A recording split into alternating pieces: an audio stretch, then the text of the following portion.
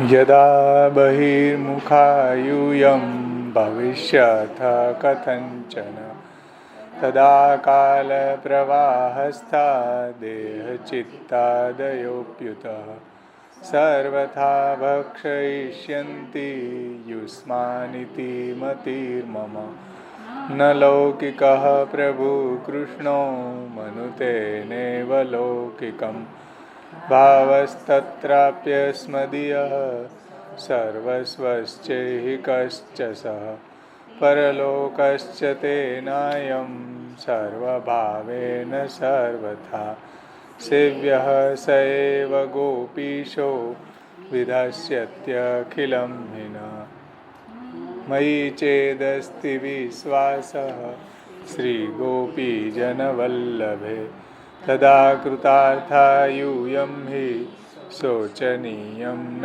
कर्हिचित् मुक्तिर्हित्वान्यथा रूपं સ્વરૂપેણ વ્યવસ્થિતિ. ગયા વખતનું આપણું થોડું રિવિઝન કરી લે. અસ્મદીયો ભાવો ભાવસ્તત્રાપ્યસ્મદીય સર્વસ્વશ્ચૈહિકશ્ચ સહ પરલોકશ્ચ. એમાં અસ્મદી ભાવને સમજાવતા ટીકાકારોએ એ વાત સમજાવી છે કે અમારો ભાવ એટલે શ્રી મહાપ્રભુજીનો ભાવ એ જ જાણવું કે આપણું તો આ લોકમાં અને પરલોકમાં જે કંઈ બી સર્વસ્વ હોય એ માત્ર શ્રી કૃષ્ણ જ છે, બીજું કાંઈ જ નહીં. એ અસ્મદી ભાવ છે.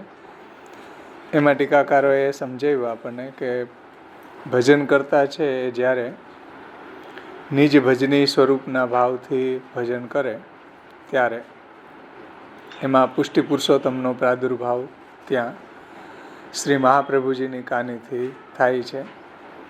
પરંતુ જે કોઈ લોકો ધન સંગ્રહ કે પછી લોક સંગ્રહના ભાવથી ભજન કરે તો એ ભગવદ્ મૂર્તિને પુષ્ટિ પુરુષોત્તમ ન માનીને લૌકિક કામના પૂર્તિ માટે લૌકિક સાધન માનવું જોઈએ.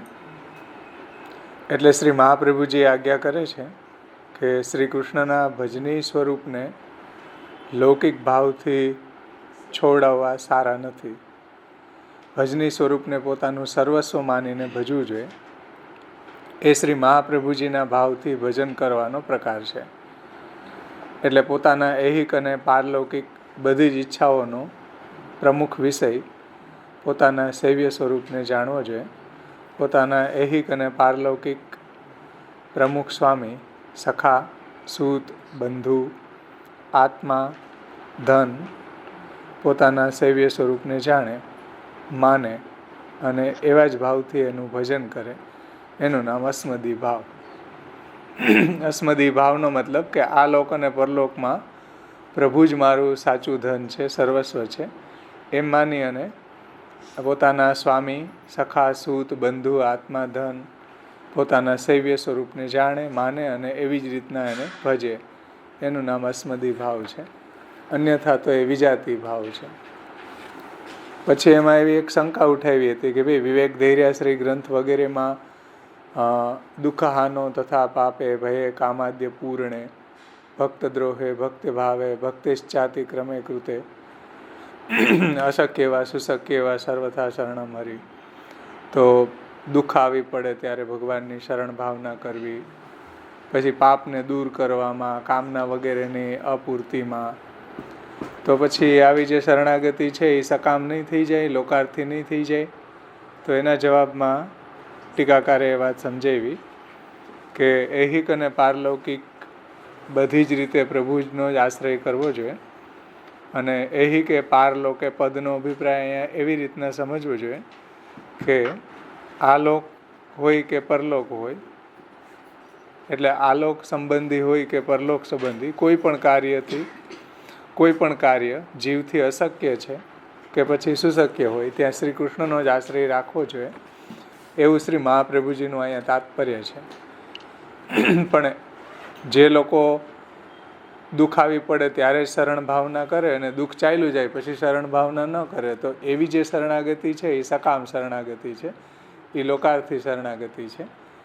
એટલે શ્રી મહાપ્રભુજીએ અહીંયા વિવેક ધૈર્યાશ્રીમાં જે વાત સમજાવી છે અને શિક્ષા શ્લોકીમાં જે મહાપ્રભુજીએ વાત સમજાવી છે એનો સમન્વય કરી અને અહીંયા ટીકાકારે આપણને સમજાવ્યું છે કે વિવેક ધૈર્યાશ્રીની અંદર દુઃખાનો તથા પાપે ભય કામાદ્ય પૂર્ણેમાં કોઈ સકામ શરણાગતિ નથી, નિષ્કામ શરણાગતિનો જ ઉપદેશ શ્રી મહાપ્રભુજીએ આપેલો છે.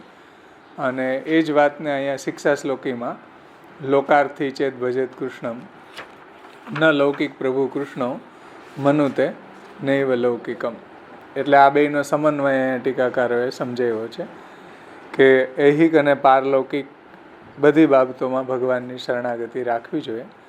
કોઈ કાર્ય કરવા યોગ્ય, કોઈ કરવા યોગ્ય કાર્ય હોય પરંતુ જીવના સામર્થ્યથી સિદ્ધ ન થતું હોય તો ભગવદ આશ્રય રાખીને વિચલિત ન થવું જોઈએ.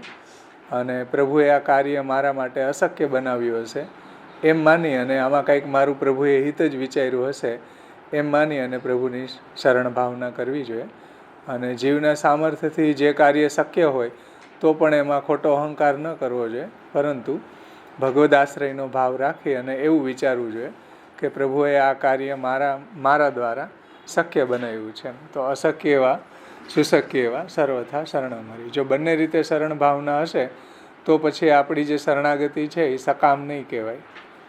અને દુઃખ આવી પડે કે પાપને દૂર કરવા માટે કે કામના વગેરેની પૂર્તિ માટે અને આવા બધા હેતુથી જ્યારે કોઈ શરણાગતિ કરે અને પછી ન કરે તો એવી શરણાગતિ સકામ શરણાગતિ છે. એવી શરણાગતિ પુષ્ટિમાર્ગી શરણાગતિ નથી. એટલે શ્રી મહાપ્રભુજી અહીંયા કહે છે કે ન લૌકિક પ્રભુ કૃષ્ણો મનુતે નૈવ લૌકિકમ, એવી સેવા પણ નહીં અંગીકાર કરે લૌકિક હેતુથી કરેલી, અને એવી શરણાગતિ પણ પ્રભુ સ્વીકારતા નથી જો આપણે લોકાર્થિતાથી શરણાગતિ કરી રહ્યા છીએ તો. તેથી ઐહિક અને પારલૌકિક ફલના સાધન રૂપે શરણાગતિનો ઉપદેશ નથી. ધ્યાનથી સમજો આ વાત કે ઐહિક અને પારલૌકિક ફલના કે ફલ મેળવવા માટે એના સાધન રૂપે શરણાગતિનો ઉપદેશ શ્રી મહાપ્રભુજી નથી કરતા, પરંતુ ઐહિક અને પારલૌકિક કોઈ બી કાર્ય જીવથી અશક્ય હોય કે પછી સુશક્ય હોય દરેક પરિસ્થિતિમાં ભગવાનનો આશ્રય રાખવો જોઈએ એ પુષ્ટિજીવનું કર્તવ્ય છે. તેથી શિક્ષા શ્લોકી અને વિવેક ધૈર્યાશ્રયની અંદર કોઈ વિરોધાભાસ નથી. નહીંતર શું થાય કે દુઃખ આવી પડે કે પાપ થઈ જાય, કામના વગેરેની પૂર્તિ ન થાય ત્યારે જ જો શરણાગતિ કરીએ એવું વિવેક ધૈર્યાશ્રયમાં જે વાત કરી છે અને શિક્ષા શ્લોકીમાં એમ કહ્યું છે કે લૌકિક પ્રભુવત કૃષ્ણો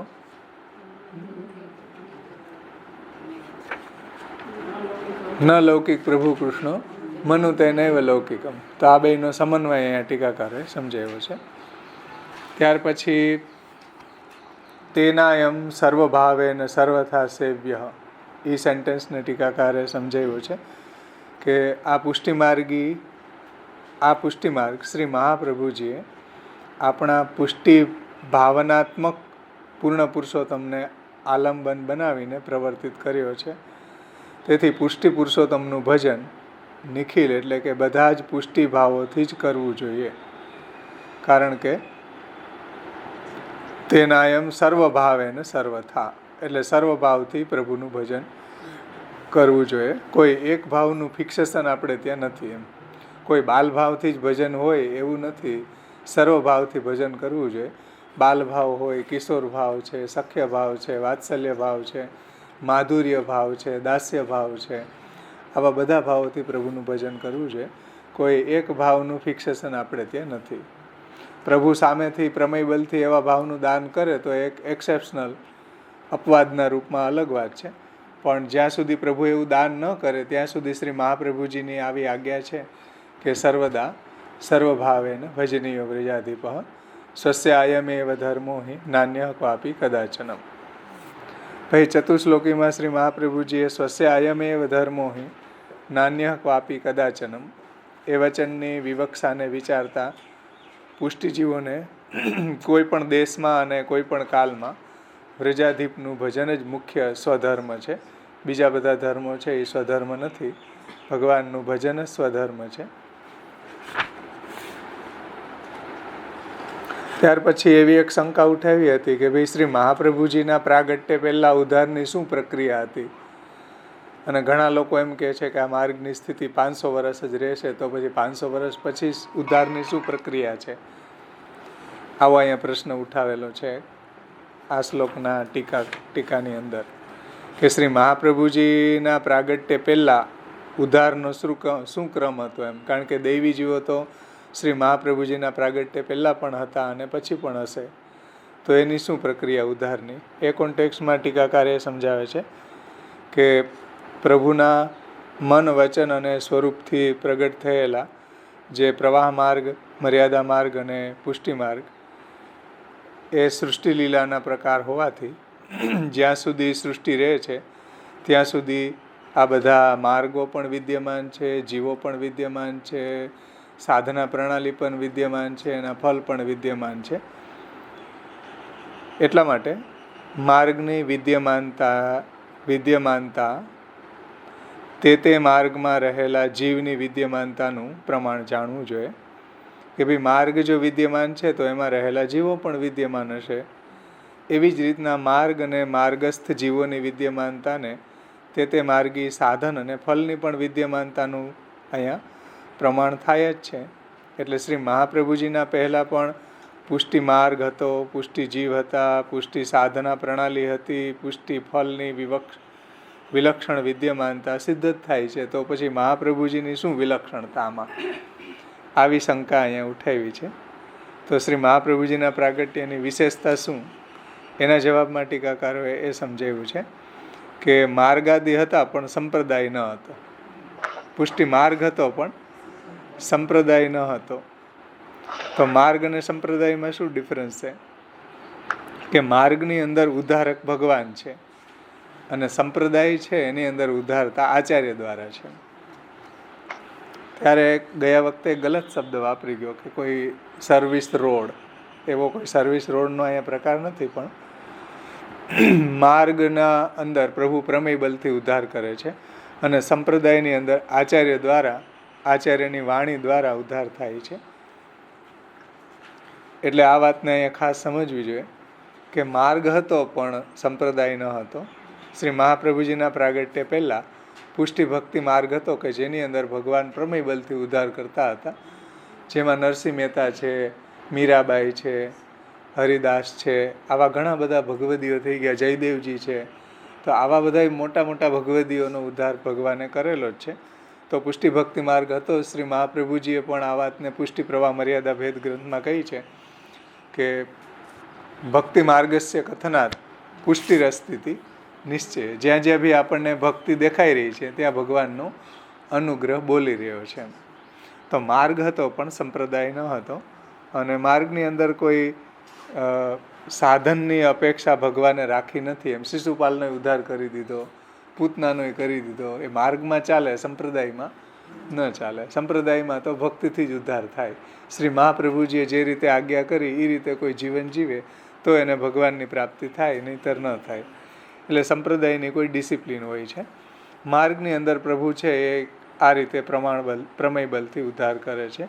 તો એ વાતને અહીંયા ટીકાકારોએ બહુ સુંદર રીતે સમજાવ્યું છે કે પુષ્ટિફલની પ્રાપ્તિ પુષ્ટિ પ્રભુના તે પ્રકારના સ્વરૂપોથી પ્રમેય બલથી થતી હતી.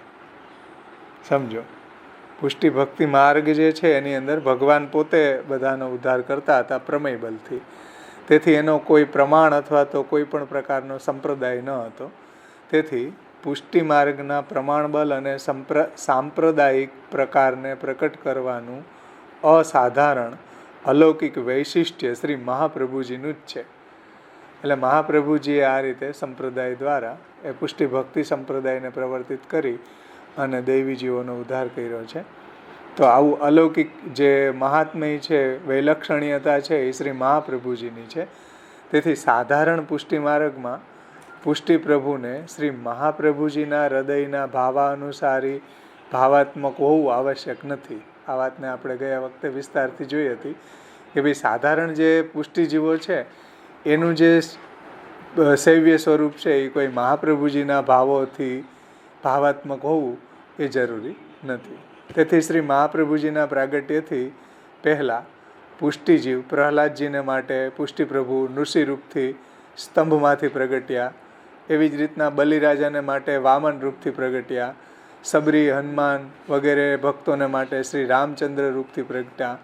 પછી વ્રજ, મથુરા, દ્વારકાના પુષ્ટિજીવોમાંથી કોઈના માટે પ્રભુ પુત્ર બની ગયા, કોઈના માટે ભાઈ બની ગયા, કોઈના માટે પ્રભુ મિત્ર બની ગયા, કોઈના માટે પ્રભુ પ્રિયતમ બની ગયા, કોઈના માટે શિષ્ય બની ગયા, કોઈના માટે ગુરુ બની ગયા, કોઈના માટે પતિ બની ગયા, કોઈના માટે સ્વામી બની ગયા, વગેરે અનેક રૂપોથી ભગવાનનું પ્રાગટ્ય છે.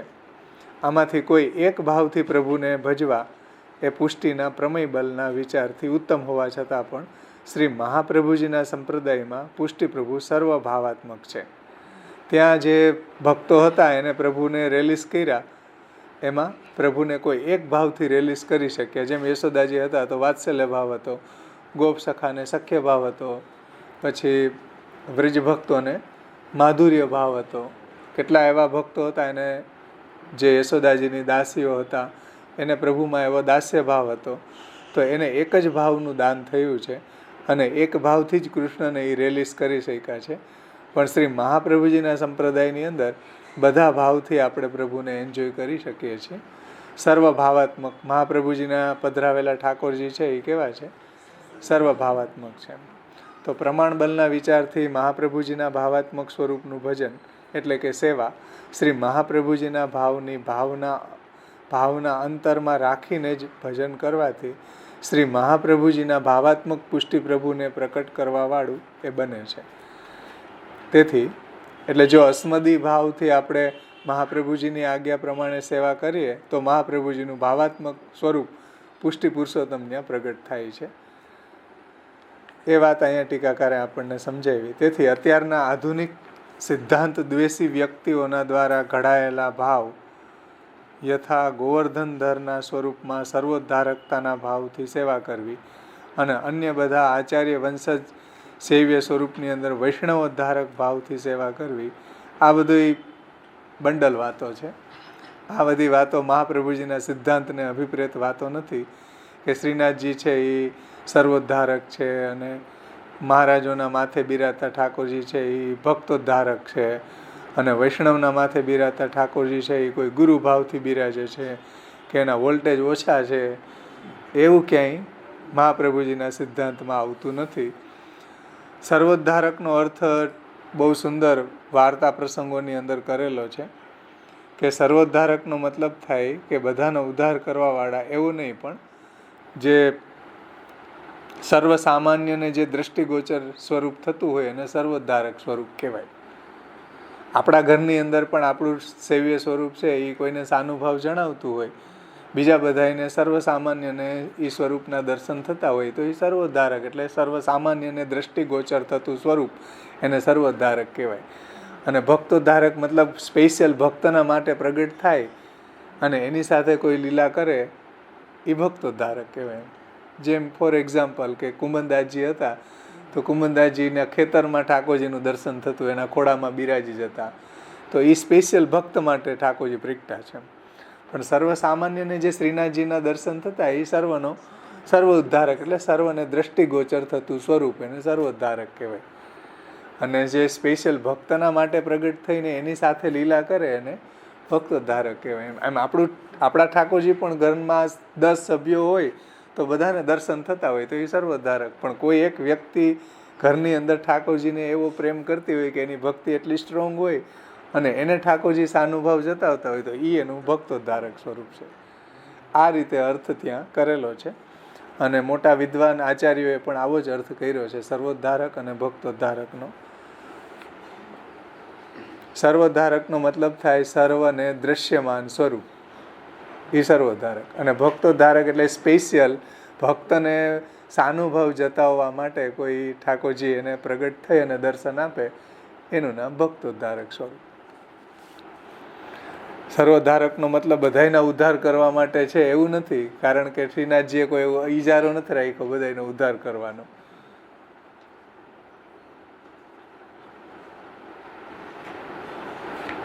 એટલે આવા દૂષણો પુષ્ટિ ભક્તિ સંપ્રદાયમાં ઘણા બધા ફેલાયેલા છે, એનાથી સાવધાન રહેવું જોઈએ. એટલે ઘણા લોકો એમ કહેતા હોય કે હવેલીનું સ્વરૂપ છે એ સર્વોદ્ધારક છે અને વૈષ્ણવના માથે બિરાજે એ ભક્તોદ્ધારક છે. એવું નથી. જે જેની સેવા કરે એનો એ ઉદ્ધાર કરે. મહારાજ જો સેવા ન કરતું હોય તો એનો ઉદ્ધાર ન થાય, અને વૈષ્ણવ જો સેવા કરતા હોય તન મન ધનથી તનુ વિત્તજા કરતા હોય પોતાના તનથી પોતાના ધનથી પોતાના ઠાકોરજીની, તો એને ભગવત પ્રાપ્તિ થઈ જાય છે. ઉદ્ધાર મતલબ ભગવત પ્રાપ્તિ. અને ગોસ્વામી આચાર્યો મહારાજો પણ જો ભગવત સેવા ન કરે તો એ સ્વરૂપ છે એનો ઉદ્ધાર ન કરે. જે સેવા કરે એનો ઉદ્ધાર થાય. ઉદ્ધારનો મતલબ ભગવત પ્રાપ્તિ. બધાને ન થાય ભગવત પ્રાપ્તિ. જે ભગવત સેવા પરાયણ છે, ભગવત કથા પરાયણ છે, જેને ભગવાનની શરણાગતિ દ્રઢ છે, એને જ પુષ્ટિ પુરુષોત્તમની પ્રાપ્તિ થાય, જો મહાપ્રભુજીની આજ્ઞા પ્રમાણે કરતા હોય તો. એટલે આવા જે દૂષણો છે એનાથી સાવધાન રહેવું જોઈએ, એવા ટીકાકાર અહીંયા કહે છે આ શ્લોકની ટીકામાં. તેનાયમ સર્વભાવેન સર્વથા સેવ્ય, એટલે સર્વભાવથી ઠાકોરજીની સેવા કરવી જોઈએ. એમ ઘણા લોકો એમ કે બાલભાવથી જ કરવી જોઈએ, એવો સિદ્ધાંત નથી. બાલભાવથી પણ કરવી જોઈએ, અને કિશોર ભાવથી નહીં કરવી જોઈએ, માધુર્ય ભાવથી નહીં કરવી જોઈએ, સખ્ય ભાવથી નહીં કરવી જોઈએ, દાસ્ય ભાવથી પણ કરવી જોઈએ. શ્રી મહાપ્રભુજીએ ચતુશ્લોકીમાં કીધું સર્વદા સર્વભાવેન ભજનીયો વ્રજાધિપો. તો સર્વભાવથી પ્રભુની સેવા કરવી જોઈએ. કોઈ એક ભાવ જો ફિક્સેશન કરી લે, માનો કે કોઈ બાલભાવનું ફિક્સેશન થઈ જાય આપણને, તો પછી શરદનો ઉત્સવ કોણ મનાવે? શરદ ઉત્સવમાં તો કિશોર ભાવ છે. ખંડિતા હમણાં અત્યારે ખંડિતા ચાલુ થયા, ખંડિતાના પદો, વ્રતચર્યાના પદોમાં કિશોર ભાવ છે.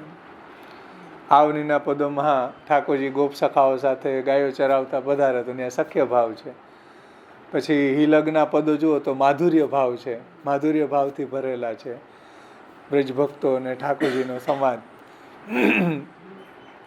એવી રીતના કિશોર ભાવના ઉત્સવો આવે આપણે ત્યાં. વાત્સલ્ય ભાવના જન્માષ્ટમી વગેરેમાં વાત્સલ્ય ભાવ છે, પલના વગેરેમાં.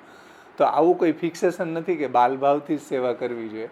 સર્વભાવથી કૃષ્ણની સેવા કરવી જોઈએ, કોઈ ફિક્સેશન ન કરવું જોઈએ. અને એ તો વિલક્ષણતા છે શ્રી મહાપ્રભુજીના માર્ગની. એમ કે ભાઈ જ્યારે અવતાર દશા હતી ત્યારે પ્રભુ પ્રમેય બલથી ઉદ્ધાર કરતા હતા, એમાં બધા ભક્તોને એક એક ભાવ જ દ્રઢ થયો હતો. એમ પણ મહાપ્રભુજીએ બધા પુષ્ટિ દેવીજીઓને સર્વભાવથી, બધા જ ભાવથી કૃષ્ણને આપણે માણી શકીએ, એને બધા ભાવથી આપણે એને રેલીસ કરી શકીએ, એવી સંપ્રદાયની વિલક્ષણતા છે માર્ગ કરતા. એમ તો માર્ગથી પણ સંપ્રદાયની વિશિષ્ટતા અહીંયા ટીકાકારે આપણને સમજાવી છે. અહીંયા સુધી આપણે ગયા વખતે જોયું હતું. આમાંથી કોઈનો કાંઈ પ્રશ્ન હોય તો પૂછો ભલે, નહીંતર આપણે આગળ કરીએ. બાકી તો તમે પેપર ભરી જ લીધું હશે એટલે બધું સમજાઈ ગયું હશે. હા,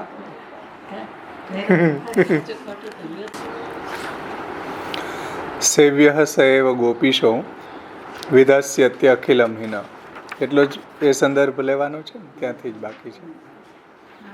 એમાં શ્રી મહાપ્રભુજી આજ્ઞા કરે છે કે સેવ્ય સએવ ગોપીશો વિધાસ્યત્ય અખિલમ હિન.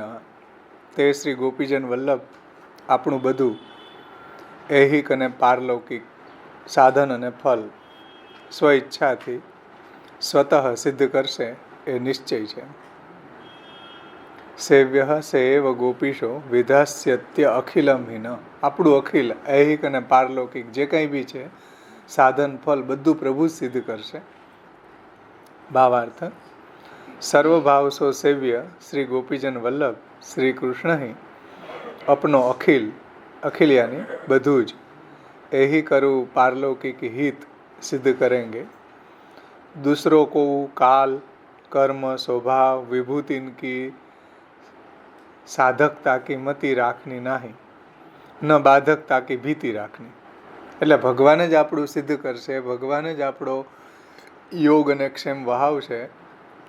એટલા માટે બીજા કોઈનો આશ્રય નહીં કરવો. કાલ, કર્મ, સ્વભાવ, કોઈ ભગવાનની વિભૂતિ, અંશકલા કે આવા કોઈ સાધનોનું બલ ન વિચારવું જોઈએ. પ્રભુનો દ્રઢ આશ્રય રાખવો જોઈએ કે મેં આવો કાલ આવી જશે તો આવા કાલને કારણે બધું સિદ્ધ થઈ જશે, કે આવું કર્મ કરશું તો આપણને ફલ મળી જશે, કે આવો સ્વભાવ કે આવી વિભૂતિ દ્વારા આપણને ફલ મળી જશે. મહાપ્રભુજી કહે છે કે નહીં, ભગવદ આશ્રય કરો. આવા કોઈ જાતના કાલ, કર્મ, સ્વભાવ, પ્રકૃતિ, વિભૂતિ, ભગવાનના કોઈ અંશકલા, વિભૂતિ, દેવી દેવતા, આવા કોઈનો આશ્રય નહીં કરીને ભગવાનનો આશ્રય રાખવો જોઈએ, એવું અહીંયા તાત્પર્ય છે. અને એ લોકોની કોઈ બાધકતાની ભીતિ પણ ન રાખવી જોઈએ કે આપણને એ આપણી ભક્તિની અંદર કોઈ ઇન્ટરફિયર કરી શકે, એવી ભીતિ પણ એ લોકોની કોઈ દેવી દેવતાની કે કોઈ અંશકલા વિભૂતિની કે કોઈ કાલ કર્મ સ્વભાવ પ્રકૃતિની ભીતિ પણ ન રાખવી જોઈએ. કારણ કે ભગવદ્ ભજનની અંદર કોઈ હસ્તક્ષેપ ન કરી શકે. શ્રી મહાપ્રભુજી સંન્યાસ નિર્ણયમાં કહે છે કે હરિરત્ર ન શકનોતી કર્તૃમ બાધા કૂતો પરે અન્યથા માતરો બાલા ન સ્તન્ય પુપુસુ ક્વચિત. હરિ પણ એમાં જો હસ્તક્ષેપ કરવા સમર્થ નથી તો બીજા કોની સામર્થ્ય હોય. એ વાત અહીંયા ટીકાકાર સમજાવે છે જો કે દૂસરો કો હું કાલ કર્મ સ્વભાવ વિભૂતિન કી સાધકતા કી મતિ રાખની નાહી ઓર ન બાધકતા કી ભીતિ.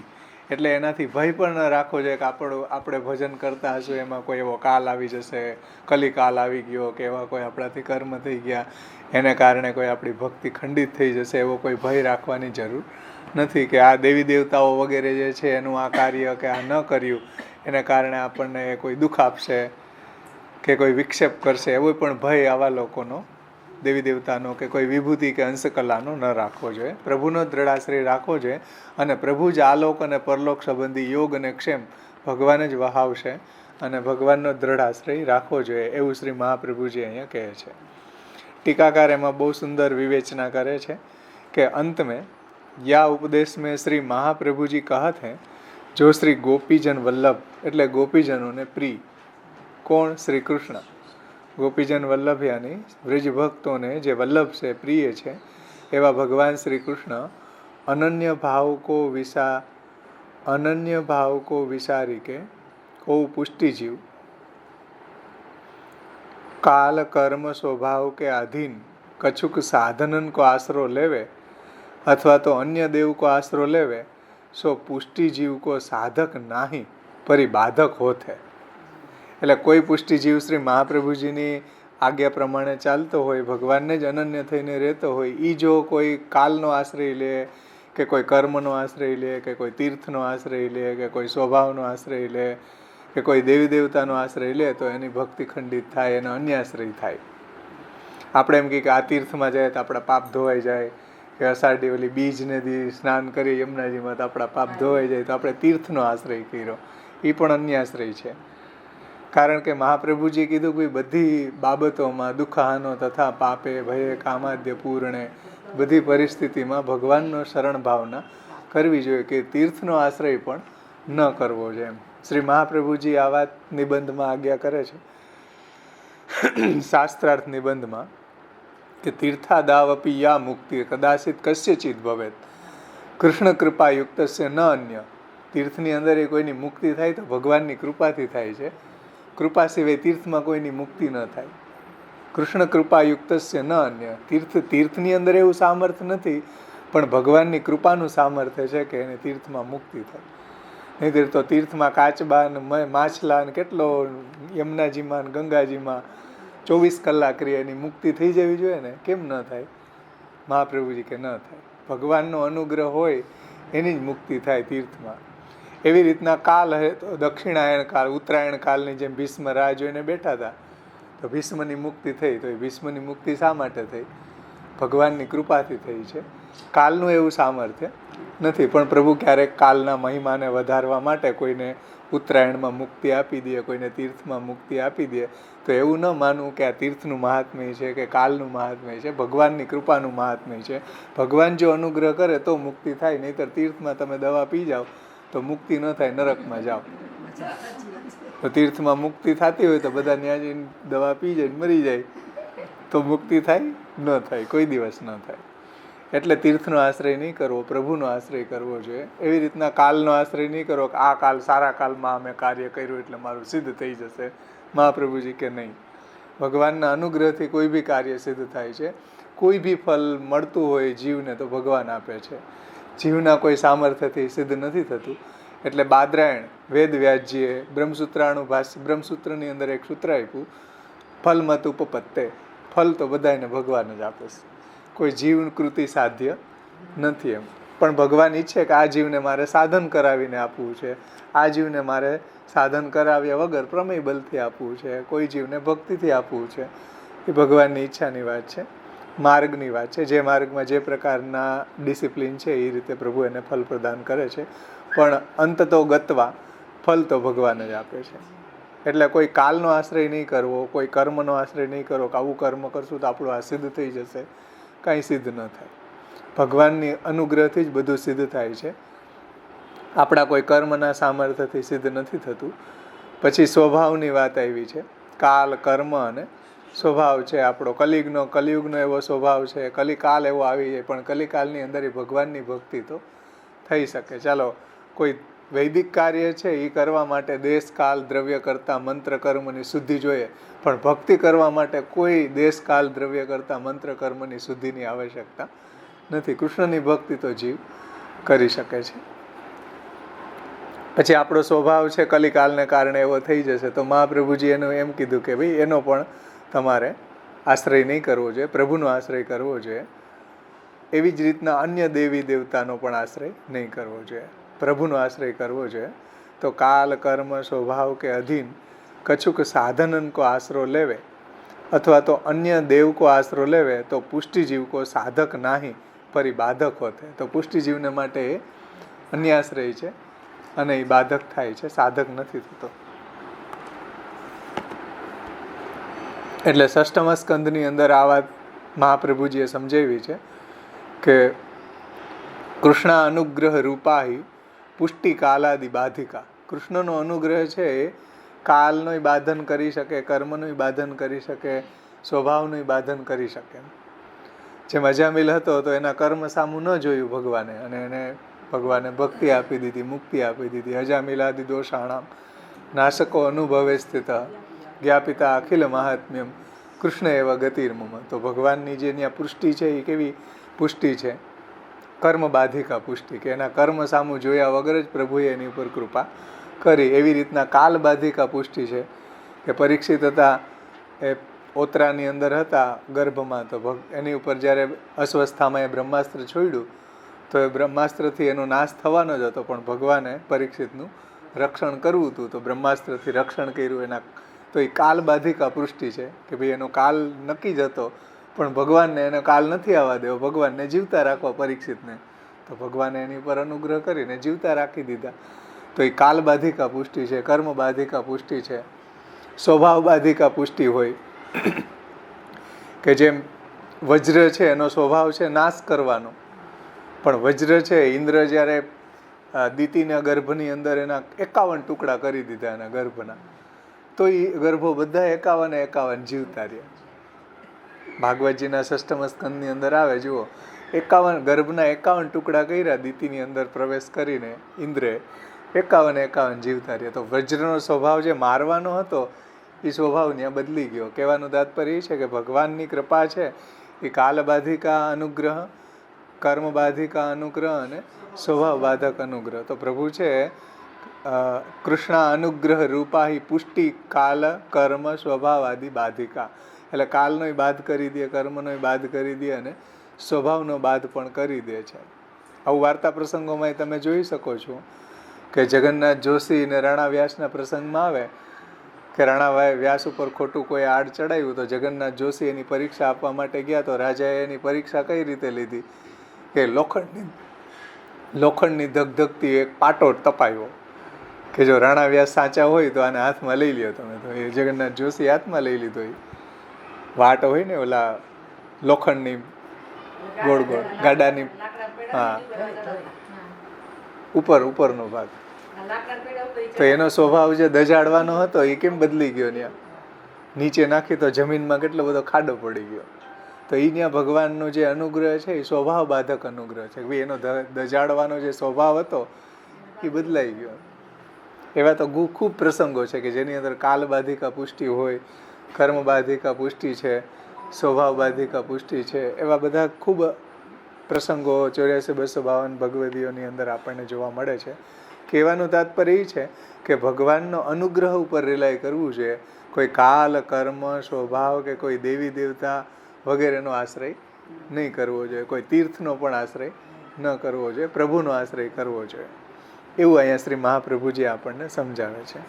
ટીકાકાર એને વિસ્તાર કરીને સમજાવે છે કે ગોપીજન વલ્લભ શ્રી કૃષ્ણ અનન્ય ભાવ કો વિસારી કે, એટલે અનન્ય ભાવને ભૂલીને, વિસારી કે યાને કે શ્રી કૃષ્ણની અંદર એવી અનન્ય નિષ્ઠાને ભૂલીને કોઈ કાલનો આશ્રય કરે, કે કોઈ કર્મનો આશ્રય કરે, કે કોઈ દેશનો આશ્રય કરે, કે કોઈ તીર્થનો આશ્રય કરે, કે કોઈ મંત્રનો આશ્રય કરે, કે કોઈ દેવી દેવતાનો આશ્રય કરે, તો એ પુષ્ટિ ભક્તિ માર્ગમાં એની સાધના પ્રણાલીમાં એ બાધક છે, સાધક નથી. अन्य देव को आश्रो लेवे सो पुष्टि जीव को बाधक नाही परि पुष्टि जीव को साधक नाही परि बाधक है. એટલે જેમ અન્ય દેવી દેવતાનો આશ્રય અન્ય આશ્રય છે, એમ કાલનો, કર્મનો, તીર્થનો, આવા બધાનો આશ્રય અન્ય આશ્રય જ છે. સમજાય છે ને વાત?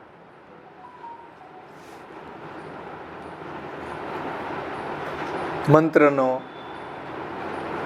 એટલે પંચપદ્યનીમાં છેલ્લે શરણાગતિવાળાનો જે શ્લોક છે, એમાં શ્રી મહાપ્રભુજી આજ્ઞા કરી કે દેશ કાળ દ્રવ્ય કરતા મંત્ર કર્મ વિશેષતઃ અનન્ય મનસો મર્ત્ય ઉત્તમા શ્રવણાદિ છે. કે ભાઈ દેશનો, કાલનો, કર્મનો કોઈનો આશ્રય નહીં કરે અને ભગવાનનો જ આશ્રય કરતો હોય, અનન્ય મનવાળો હોય, એનો સંગ કરવો. છેલ્લે કોઈ ન મળે, ભક્તિવાળો ન મળે, કથા ગુણગાનવાળો ન મળે, તો છેલ્લે શરણાગતિવાળા સાથે ભગવદ્ વાર્તા કરવી, એમ ભગવત સત્સંગ કરવો. પણ એ કેવો બતાવ્યો ને? દેશ કાલ દ્રવ્ય કરતા મંત્ર કર્મ વિશેષતઃ અનન્ય મનસો મર્ત્યા ઉત્તમા શ્રવણાદિશું. કે ભાઈ અનન્ય મનવાળો પ્રભુમાં હોવો જોઈએ. એ વાત શ્રી મહાપ્રભુજી અહીંયા સમજાવે છે કે ભાઈ ભગવાનનો જ અનન્ય આશ્રય રાખવો જોઈએ. જો સએવ ગોપીશો વિધાસ્યત્ય અખિલ અમીને સમજાવશો કે પ્રભુ જ મારું સાચું ધન છે, પ્રભુ જ મારું અખિલ ઐહિક અને પારલૌકિક સિદ્ધ કરશે, બીજા કોઈનો આશ્રય મારે નથી કરવો. એટલે આગળ કહે છે ટીકાકાર કે તૈસે નિરૂપણ કરત હે સો કાહે તે જો શ્રી કૃષ્ણ કહત હે. એટલે ભગવાન શ્રી કૃષ્ણ 9મા સ્કંદમાં કહે છે, આ 9મા સ્કંદનું વાક્ય છે, મદન્ય તે ન જાનંતી નાહમ તેભ્યો મનાગપી. એટલે મારા ભક્તો છે એ મારા સિવાય બીજું કાંઈ જાણતા નથી અને હું પણ એના સિવાય બીજું કાંઈ જાણતો નથી. મદ ભક્તો હૃદયમ મહ્યમ અહમ હૃદયમ ત્વામ. ત્યાં જ આ વાત કરી, મારા ભક્તો મારું હૃદય છે, હું એનું હૃદય છું. એમ વસે કુર્વંતી મામ, હે એ તમારે ગોતવાનો. વસે કુર્વંતી મામ સત સ્ત્રી સત પતિવ્રત. એટલે મારા ભક્તો મને વશ કરી લે. કેવી રીતના? જેમ કોઈ સતી સ્ત્રી એના પતિને વશ કરી લે, મારા ભક્તો મને વશ કરી લે. આવા શ્લોકો ત્યાં બહુ સુંદર આપ્યા છે કે અહમ ભક્ત પરાધીનો હિ અસ્વતંત્ર ઇવ દ્વિજ સાધુભીર ગ્રસ્ત હૃદય ભક્તે ભક્ત જનપ્રિય. કે હું ભક્તોને વશ છું, મારા ભક્તોએ મારા હૃદય ઉપર કબજો કરી લીધો છે અને એ મને પ્રિય છે. એટલે આ બધા શ્લોકો ત્યાંના જ છે. મદન્ય તે ન જાનંતી નાહમ તેભ્યો મનાગે. અંબરીશ રાજાના કોન્ટેક્સમાં કીધું. હા, ત્યાં કીધું છે. એટલે ભગવાન જ આ રીતે ભક્તનું સર્વસ્વ છે અને ભક્તને માટે ભગવાન જ સર્વસ્વ છે અને ભક્તો ભગવાનનું હૃદય છે, ભગવાન ભક્તનું હૃદય છે. તાસો સગરે પ્રપંચકો વિસારી કે. એટલે બધા પ્રપંચને ભૂલીને જો પ્રભુન મેં અનન્ય ભાવ સ્થાપિત કરી શકત હે તીન કો નિરુદ્ધ જાનીએ. એટલે જે બધા પ્રપંચને ભૂલી અને ભગવદ આસક્ત થઈ જાય છે, એનું નામ, એને નિરોધ સિદ્ધ થયો સમજવો. એમ પ્રપંચ વિસ્મૃતિપૂર્વક ભગવદ આસક્તિ નિરોધ. કહેવાનું તાત્પર્ય ભગવાનમાં જ એવી અનન્યતા રાખવી જોઈએ. ઐહિક અને પારલૌકિક સર્વ કાંઈ મારું પ્રભુ જ સિદ્ધ કરશે એવો દ્રઢ વિશ્વાસ આપણા ઠાકોરજીમાં રાખવો જોઈએ. એવું શ્રી મહાપ્રભુજીનું અહીંયા તાત્પર્ય છે.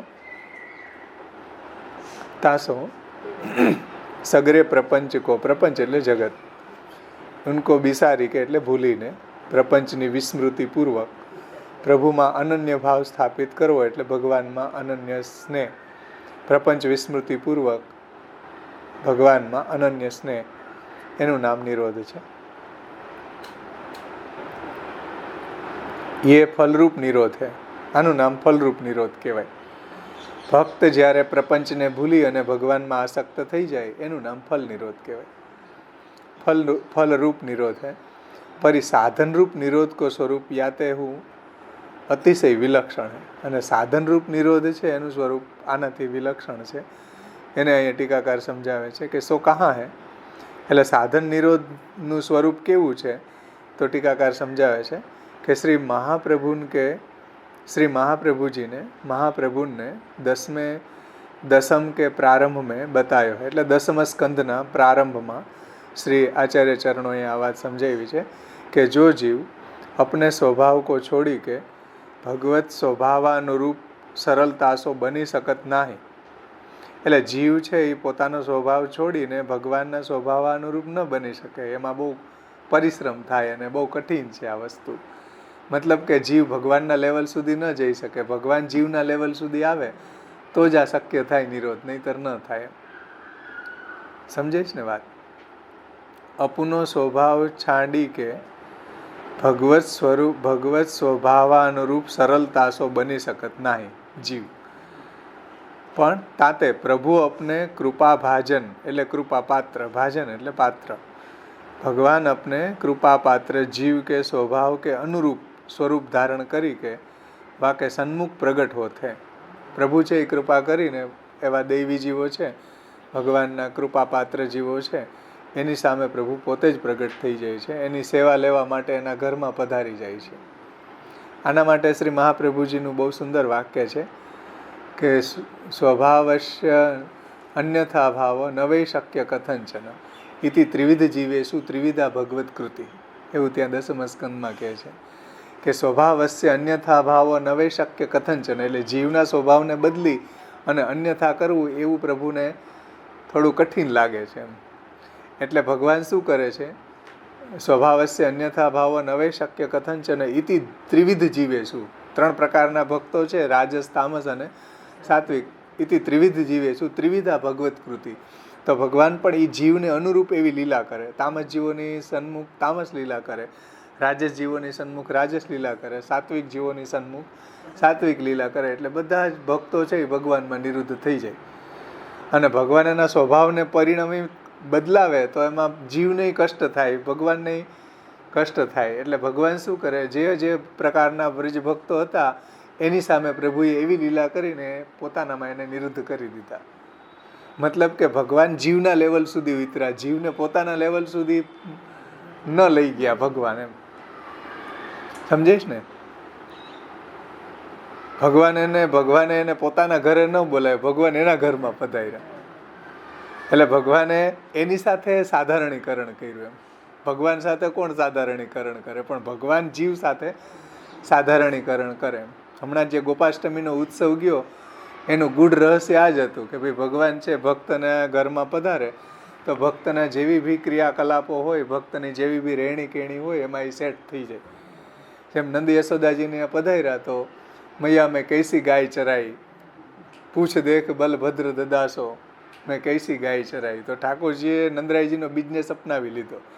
ને એમને કે હું તો વૈકુંઠનો રાજા, હું કંઈ ગાયો ચારવા જાઉં, ગોવાડ જાય સાવ બોઘા હોય, હું કંઈ થોડો ગાયો ચારવા જાઉં, એવું ભગવાને કીધું નથી. મૈયા મેં કૈસી, પાછા ભગવાન આમ છાતી ફૂલાવીને કે મૈયા મેં કૈસી ગાય ચરાઈ. યશોદાજી ફૂલી અંગને સમય કહો, આજ લાલન ગાય પહેલી વખત ગાય ચરાવવા જાય છે તો યશોદાજીને હરખ માતો નથી. તો આ એક શુદ્ધ પુષ્ટિ માર્ગી ઉત્સવ છે. અને એનું ગૂઢ રહસ્ય આ જ છે કે જે ઘરમાં ઠાકોરજી પધારે એ ઘરની જે બી રીત રિવાજ હોય, એ ઘરમાં જ્યારે બધા જાગતા હોય, જે બધું ભોજન બનતું હોય, જેવા બધા એના ક્રિયાકલાપ હોય, બધું અપનાવી લે ઠાકોરજી. આપણે 8 વાગે ઉઠતા હોય, ઠાકોરજી 9 વાગે ઉઠે. આપણા ઘરમાં જે ભોજન બનતું હોય એને ઠાકોરજી રેલીસ કરે, એને એ ભોજનને આરોગે. એમ આપણા ઘરના જે બી રીત રિવાજો હોય એને પોતે પાડવા માંડી જાય. તો કેમ આપણા લેવલ સુધી ઉતરી ગયા ઠાકોરજી. આપણા લેવલ સુધી ઉતર્યા તો આપણો નિરોધ થાય ને. આપણી ઘરે આવીને કે ઓહો મને તો સોનાની થાળીમાં આરોગવા જોઈએ. સોનાની થાળી કાઢવી ક્યાંથી મહારાજ? કીર્તન ગાઈ લે કે ભાઈ કનક થાળી ભોજન કરે તો કૃષ્ણ બલરામ કનક થાળીમાં આવે, વ્યારુના પદોમાં આવે. કીર્તન જરૂર ગાઈ શકે, ભાવના કરી શકીએ આપણે. કહેવાનું તાત્પર્ય એ છે કે ભગવાનના લેવલ સુધી જીવ ન પહોંચી શકે, પણ ભગવાન જીવના લેવલ સુધી પધારે છે એનો નિરોધ કરવા માટે. આ વિલક્ષણ અનુગ્રહ છે ભગવાનનો. અને ગોપાષ્ટમીનો ઉત્સવનું જ રહસ્ય આ છે કે ભગવાન જે ઘરમાં પધારે એ ઘરની બધા જ રહેણી કેણીને અપનાવી લે. જેમ ભગવાન દશરથજીના ઘરે પ્રગટ થયા તો ક્ષાત્રત્વ બધી જ ક્ષાત્ર વૃત્તિ સ્વીકારીને એમ પોતે ઋષિકુળમાં ધનુર્વિદ્યા શીખી, પછી ઋષિમુનિઓનું યજ્ઞનું રક્ષણ કરવા માટે બધા અસુરોનો સંહાર કર્યો. તો જો ક્ષત્રિયોના બધા ધર્મો બચાવ્યો. તો જે ઘરમાં પ્રભુ પધારે ત્યારે એ ઘરની બધા જ રીત રિવાજોને પ્રભુ અપનાવી લે. આ પ્રભુની અનુગ્રહ છે, આ પ્રભુનો સાધન નિરોધ છે. ભગવાનનું ભક્તમાં ભગવાનનો નિરોધ છે આપણામાં. ભગવાન આપણા ઘરમાં પધાર્યા તો ભગવાન વૈકુંઠ છોડીને આપણામાં નિરુદ્ધ થયા કે આ જીવનો ઉદ્ધાર કરીને જવું મારે, તો ભગવાનનો આપણામાં નિરોધ થયો. આનું નામ સાધન નિરોધ. અહીંયા બે વાત સમજાવી છે, સાધન નિરોધ અને ફલ નિરોધ. પુષ્ટિ પ્રભુનું પુષ્ટિ ભક્તના ઘરમાં પ્રગટ થવું કે પધારવું, એની સેવા લેવા માટે એનું નામ સાધન નિરોધ છે. અને પુષ્ટિ જીવ જ્યારે આવા પ્રભુની સેવા કરતાં કરતાં મહાપ્રભુજીની કાનીથી મહાપ્રભુજીના ઉપદેશ પ્રમાણે સેવા કરતાં કરતાં બધું ભૂલી અને પ્રભુમાં એવો તન્મય થઈ ગયો, એ ફલ નિરોધ. એ વાત અહીંયા સમજાવે છે કે સાધન નિરોધ અને ફલ નિરોધ. એટલે સ્વભાવસ્ય અન્યથા ભાવો નવે શક્ય કથંચન ઇતિ ત્રિવિધ જીવેશુ ત્રિવિધા ભગવત કૃતિ. સ્વભાવનો અન્યથા ભાવ ન કરતા, જીવના સ્વભાવને ન બદલાવતા, ભગવાન જ એ જીવના સ્વભાવને અનુરૂપ બની અને લીલા કરે તો જીવનો નિરોધ જલ્દી થઈ જાય. ગોપ સખાઓ હતા તો ગોપ સખાઓ જેવી જેવી ચેષ્ટા કરતા, ભગવાને એના જેવી ચેષ્ટા કરતા.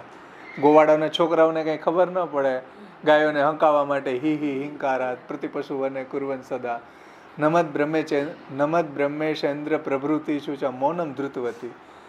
પર વૃદ્ધાષ્ટકમાં આવે કે ભાઈ ગોપ સખાઓ છે જેમ હી કરે એમ ઠાકોરજી ગાયોની પાછળ હી કરતા કરતા દોડે. તો એ શું છે? મસ્તી છે ઠાકોરજીની કે ભાઈ ગોપ સખાઓનો નિરોધ કરવો છે મારામાં. નંદી યશોદાજીનો કરવો તો એની સામે એવી લીલા કરે, બાલ લીલા કરે તો નંદી યશોદાજીનો નિરોધ થઈ જાય. વ્રજ ભક્તોની સામે માધુર્ય લીલા કરે તો એનો નિરોધ થઈ જાય. દાસ્ય ભાવવાળા ગોપીજનો હતા એની સાથે એવી લીલા કરે પ્રભુ તો એનો ભગવાનમાં નિરોધ થઈ જાય. આ શું છે? ભગવાન ભક્તનો નિરોધ કરવા માટે એના લેવલ સુધી ઉતરે છે. આ ભગવાનની બહુ વિલક્ષણ કૃપા કહેવાય દૈવી જીવો ઉપર, પુષ્ટિ જીવો ઉપર. એ વાત અહીંયા ટીકાકારે આપણને સમજાવી જો કે સગરે અને પછી જ્યારે જીવ ભગવાનની સેવા કરતાં કરતાં બધું ભૂલીને પ્રભુમાં એવો નિરોધ થઈ જાય, એ ફલ નિરોધ છે. એટલે ભગવાનનો ભક્તમાં નિરોધ થવો એને શ્રી મહાપ્રભુજી સાધન નિરોધ કહે છે, અને ભક્તનો ભગવાનમાં નિરોધ થવો એને મહાપ્રભુજી ફલ નિરોધ કહે છે. આ વિલક્ષણતા છે. श्री महाप्रभु जी दसम स्कंद के प्रारंभ में बताते हैं कि जो जीव आपुने स्वभाव को छांडी के भगवत स्वभावानुरूप सरलता सो बनी सकत नहीं. कारण के एमां जीवने बहु क्लेश थाय. भगवान जीवना स्वभावने बदलवो એ બહુ કઠિન છે. એટલે ભગવત સ્વભાવાનુરૂપ એ સરળતાથી બની શકે નહીં. તાતે પ્રભુ અપને કૃપાભાજન જીવ કે સ્વભાવ કે અનુરૂપ સ્વરૂપ ધારણ કરી કે વાકે સન્મુખ પ્રગટ હોતે. એટલે જે એનો કૃપાપાત્ર જીવ છે, પુષ્ટિ જીવ છે, એની સામે પ્રભુ એના સ્વભાવને અનુરૂપ બની અને પ્રભુ ત્યાં પ્રગટ થાય છે. અને એના ઘરમાં એની જે કંઈ બી રહેવાની, ખાવાની, પીવાની, જમવાની, ઉઠવાની, બેસવાની બધી ક્રિયાઓને પોતે સ્વીકારી લે છે. જેનું શાક કર્યું હોય એ આરોગી જાય. આપણા છોકરાઓ વાંધો ઉઠાવે કે ભાઈ આ શાક નથી ભાવતું, દૂધલાનું શાક નથી ભાવતું. ઠાકોરજી કોઈ દી કીધું કે દૂધલાનું શાક નથી ભાવતું? કોઈ દી ન કે. જેવી બી હોય બનાવ્યું હોય ઠાકોરજી આરોગી લે, તો બચાવો ના પાડે. તો એ શું છે? ભગવાનનો ભક્તમાં નિરોધ થયો કે ભાઈ મહાપ્રભુજી આપણને એવા ઠાકોરજી પધરાવી દીધા કે આપણો નિરોધ કરવા માટે આપણી બધી જ સેવાને પ્રભુ અંગીકાર કરે છે, ભાવથી કરેલી હોવી જોઈએ. એ વાત અહીંયા ટીકાકાર બહુ સુંદર રીતે સમજાવી છે. પ્રકટ હોય કે ऐसी લીલા પ્રભુ કરત હૈ તાતે જીવ સબ કુછ બિસારી કે એટલે ભૂલીને ભગવાન મેં પરમ આસક્ત વહે જાતે. એટલે જ્યારે પ્રભુ આપણા ઘરમાં આપણી સેવા લેવા માટે પધાર્યા પછી આપણે સેવા કરતાં કરતાં બધું પ્રપંચને ભૂલીને ભગવાનમાં આપણે એવા આસક્ત થઈ ગયા તો એ આપણો ફલ નિરોધ છે. એ વાત અહીં કહે છે કે अपने कृपाभाजन जीव के स्वभाव के अनुरूप स्वरूप धारण करी के वाके सन्मुख प्रगट होत है. प्रगट होई के ऐसी लीला प्रभु करत है जाते जीव सब कुछ विसारी के એટલે ભૂલીને मतलब प्रपंच विस्मृति पूर्वक भगवान में परम आसक्त वे जाते हैं. ताते प्रभु को भूतल पर प्रकट होनो सो ही साधन निरोध कहो जात है। और भूतल पे विद्यमान भक्त को अन्य सब कुछ बिसारी के निज प्रभुन में अनन्यासक्त वे जानो वो फल निरोध कहो जात है। એટલે પ્રભુનું ભૂતલ ઉપર પ્રગટ થવું એ સાધન નિરોધ છે. આ વાતને આપણે આગળ સમજી ગયા હતા. કારણ નિરોધ આવ્યા હતા, નિરોધના બધા પ્રકાર, નિરોધનું કારણ લક્ષણ, નિરોધનું સ્વરૂપ લક્ષણ, નિરોધનું પ્રયોજન લક્ષણ વગેરે. તો જુઓ, ભગવાનનું ભૂતલ ઉપર પ્રગટ થવું, ભૂતલ ઉપર મતલબ આપણા ઘરમાં આપણી સેવા લેવા માટે આપણા ઘરમાં પધારવું, એનું નામ સાધન નિરોધ છે. મતલબ ભગવાનનો ભક્તમાં નિરોધ છે. અને ભક્ત સેવા કરતાં કરતાં, કથા ગુણગાન કરતાં કરતાં ભગવાનમાં એવો આસક્ત થઈ જાય, પ્રપંચને ભૂલી જાય, તો એ ફલ નિરોધ છે. એવું અહીંયા ટીકાકાર સમજાવે છે કે તાતે પ્રભુ કો ભૂતલ પે પ્રગટ હોનો સો હી સાધન નિરોધ કહ્યો જાત હે. અને અવતાર દશા હતી ત્યારે ભગવાનની લીલા છે એમાં કારણ બને છે, પણ અનવતાર દશામાં ભગવાનની સેવા એ લીલાનું સ્થાન લે છે. કે ત્યારે ભગવાનની એવી એવી લીલાથી બધા વ્રજ ભક્તો છે એ ભગવાનમાં નિરુદ્ધ થઈ ગયા. તો એ જે લીલાનું સ્થાન અનવતાર દશામાં ભગવાનની સેવા લે છે, કે ભાઈ આપણે પણ સેવા કરતાં કરતાં ભગવાનમાં આપણે નિરુદ્ધ થઈ જાય એમ. તો એ ફલ નિરોધ છે. ताते प्रभुन को भूतल पे प्रकट होनो सो ही साधन निरोध कहो जाते।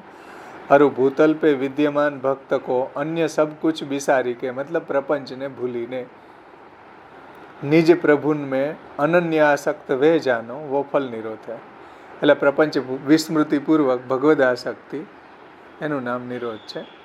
તો જીવ પણ જ્યારે પ્રભુની સેવા કરતાં કરતાં બધું ભૂલી જાય, પ્રભુનું ચિંતન કરતાં કરતાં એ બધા જ પ્રપંચને ભૂલી જાય છે, તો એ ફલ નિરોધ છે. એનું નામ અહીંયા નિરોધ છે. સમજીશ ને બધાને વાત? કોઈને ન સમજાય તો પૂછો ભલે.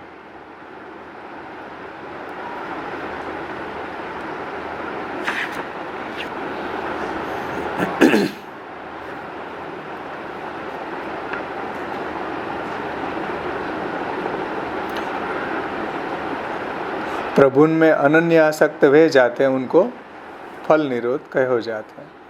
सो लीलार्थ प्राकट्य के कल्प में लीला कालिक निखिल पुष्टि मार्गी जीवन को साक्षात अनुभवाभिगम्य स्वरूप को प्रागट्य है. और श्री महाप्रभु प्रवर्तित पुष्टि संप्रदाय में आधुनिक एतत् संप्रदाय तत्तद भक्तन को सेवा किंवा कथा रूपा भक्ति में સ્વસ્વભાવનાભિગમ્ય સ્વરૂપ કો પ્રાગટ્ય હૈ. જો અહીંયા બે રીતે સમજાયું, પ્રાગટ અવસ્થામાં અને એટલે અવતાર દશામાં અને અનવતાર દશામાં પ્રાગટ્ય કઈ રીતે થાય. તો શ્રી મહાપ્રભુજી એ વાતને અહીંયા સમજાવે છે, ટીકાકાર એને સમજાવે છે કે લીલાર્થ પ્રાકટ્ય કે કલ્પ મેં, એટલે લીલા કરવા માટે પ્રભુ ભૂતલ ઉપર પ્રગટ થયા જ્યારે અવતાર દશા હતી ત્યારે. તો लीलार्थ प्राकट्य के कल्प में लीला कालिक निखिल पुष्टि मार्गी, लीला कालिक એટલે લીલાના સમયના જે જીવો હતા, વ્રજભક્તો હતા, કે ગોપસખાઓ હતા, કે નંદ યશોદાજી હતા, કે વસુદેવ દેવકીજી હતા, કે મથુરાના કે દ્વારકા લીલાના જે બી ભક્તો હતા એ લીલા કાલિક ભક્તો હતા. તો લીલા કાલિક નિખિલ એટલે બધા પુષ્ટિ માર્ગી જીવન કો સાક્ષાત, જુઓ સાક્ષાત પ્રભુનો અનુભવ હતો. સાક્ષાત અનુભાવાભિગમ્ય એટલે જેનો અનુભવ થઈ રહ્યો છે એવા. સાક્ષાત એટલે અનુભવાભિગમ્ય મતલબ જેનો અનુભવ થઈ રહ્યો છે એવું ભગવાનનું સ્વરૂપ, એને અનુભવાભિગમ્ય કહેવાય. કે જે સ્વરૂપનો અનુભવ આ બધા વ્રજવાસીઓને કે દ્વારકા લીલાના જીવોને કે મથુરાના ભક્તોને થઈ રહ્યો હતો, તો ત્યાં એને અનુભવ થઈ રહ્યો હતો એવા સ્વરૂપનું પ્રાગટ્ય છે. ધ્યાનથી સમજો આ વાત. અવતાર દશા હતી ત્યારે જે ત્યારના પુષ્ટિમાર્ગી ભક્તો હતા એને પ્રભુનો સાક્ષાત અનુભવ થઈ રહ્યો હતો, સાક્ષાત સ્વરૂપનું પ્રાગટ્ય એની સામે હતું. और श्री महाप्रभु प्रवर्तित पुष्टि संप्रदाय में जो संप्रदाय वो वहाँ मार्ग હતો, જો આ માર્ગ પુષ્ટિ માર્ગી જીવન કો જો શબ્દ है तो પુષ્ટિ માર્ગી માર્ગ આવ્યો ને, હવે નીચે જો સંપ્રદાય આવી ગયો તો હે હા સાક્ષાતની જે વાત આવી તો એ પુષ્ટિ માર્ગની અંદર પ્રભુએ પ્રમેય બલથી એનો ઉદ્ધાર કર્યો. श्री महाप्रभु प्रवर्तित पुष्टि संप्रदाय में आधुनिक एतत् सांप्रदायिक, आधुनिक એટલે અત્યારના દૈવી જીવો, પુષ્ટિ ભક્તો, એમ આધુનિક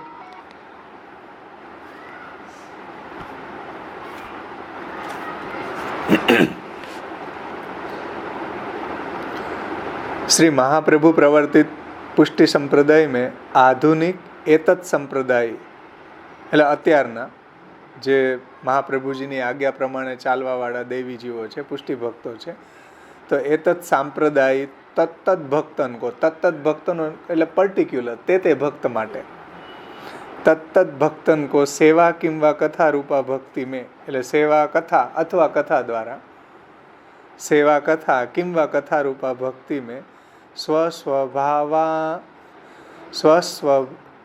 સ્વસ્વાનુભાવાના અભિગમ્ય સ્વરૂપ કો પ્રાગટ્ય, એટલે પોતાના સેવ્ય સ્વરૂપનો જે એનો અનુભવ થઈ રહ્યો છે, સ્વ એટલે પોતાનું, સ્વાનુભાવના અભિગમ્ય એટલે જે પોતાનું સેવ્ય સ્વરૂપ છે, જે પોતાને અનુભવ થઈ રહ્યો છે, જે એની સેવા કરી રહ્યો છે, એ સ્વરૂપ. એમ જો સ્વ એટલે પોતાનું અને સ્વાનુભાવના અભિગમ્ય એટલે જે પોતાનું સેવ્ય સ્વરૂપ છે અને જે એને અનુભવ થઈ રહ્યો છે પોતાના સેવ્ય સ્વરૂપનો, એ સ્વરૂપ કો પ્રાગટ્ય. એ સાક્ષાત પ્રભુનું પ્રાગટ્ય જ છે, જેમ અવતાર દશામાં પ્રાગટ્ય છે બ્રજભક્તોની સામે, એમ આપણે જેની સેવા કરીએ છીએ એમ પર્ટિક્યુલર સ્પેશિયલ આપણા માટે એ ઠાકોરજીનું પ્રાગટ્ય છે. એટલે અહીં કહે છે કે આધુનિક પુષ્ટિ ભક્તો માટે સ્વસ્વાનુભાવના અભિગમ્ય એટલે પોતાને જે દર્શન થઈ રહ્યું છે, જે સ્વરૂપનું જે અનુભવ થઈ રહ્યો છે, એ આપણા માટે પ્રાગટ્ય છે. આપણી ઘરમાં બિરાજતા ઠાકોરજીનું પ્રાગટ્ય આપણા માટે થયું છે. હવે જેમ બધા વ્રજ ભક્તો માટે કે દ્વારકા લીલાના ભક્તો માટે કે મથુરા લીલાના ભક્તો માટે થયું હતું, એમ આપણા ઘરમાં આપણા ઠાકોરજીનું પ્રાગટ્ય આપણા માટે થયું છે. મહારાજોના ઘરમાં ઠાકોરજીનું પ્રાગટ્ય મહારાજો માટે થયું, ગામ માટે નહીં. આપણા ઘરમાં આપણા માટે થયું છે, એમ પર્ટિક્યુલર. એટલે જે છોલા ધરતા હતા એને ઠાકોરજી અલગ હતા, બાજરીના દાણા ધરતા હતા એને ઠાકોરજી અલગ હતા. કેમ ભાઈ? બધાનું પર્ટિક્યુલર સ્વરૂપ હતું, બધાના માટે ઠાકોરજીનું પ્રાગટ્ય છે. એમ કોઈ સાર્વજનિક સ્વરૂપ નથી આપણું, પુષ્ટિ માર્ગી સ્વરૂપો કોઈ સાર્વજનિક નથી. હરેક ભક્તનો ઉદ્ધાર કરવા માટે તત્ત ભક્તના ઘરમાં પ્રગટા છે. કોઈ મંદિર મહાપ્રભુજીએ ખોલ્યા નથી કે હાલો એક મંદિર ખોલીને બધે દર્શન કરી જાજો, એવું મહાપ્રભુજીએ ક્યાંય કીધું નથી. હરેક વૈષ્ણવના ઘરમાં નંદાલય બનાવ્યું મહાપ્રભુજીએ. કીર્તનોમાં આવે કે ઘર ઘર નંદ સુવન ફલ ફૂલ્યો, સેવા વિધિ શીખયો. મહાપ્રભુજીનું કીર્તન કહ્યું, ઘર ઘરમાં નંદાલય મહાપ્રભુજીએ બનાવી દીધું સેવા વિધિ શીખવાડીને. ઘર ઘર નંદ સુવન ફલ ફૂલ્યો, સેવા વિધિ શીખયો. તો બાજરીના દાણા ધરતી હતી ડોકરી, એને ઘરમાં નંદાલય મહાપ્રભુજીએ બનાવી દીધું. હરેક વૈષ્ણવનું ઘરને નંદાલય બનાવી દીધું. પછી આપણે ક્યાંય ભટકવાની જરૂર નથી હવેલીમાં. તો જો આવું કરવું હોય તો મહાપ્રભુજી કેટલા રીચ હતા, કેટલું દ્રવ્ય સોતમણ સુવર્ણે સ્નાન કરાવ્યું મહીપાળ, તે મૂકી વેગે ચાલ્યા રહે, દ્રષ્ટિને પાછી વાળ. તો ભારતમાં ગલીએ ગલીએ મંદિર થઈ જાય. 1.25 મણ કેટલું 100 મણ સોનું હતું. એ 100 મણ સોનું મંદિર બનાવ્યો તો કેટલા થાત? મોટા મોટા થઈ જાત ને. પણ મહાપ્રભુજી એનું મેન્ટેન ન કર્યું, એ મૂકીને પધારી ગયા.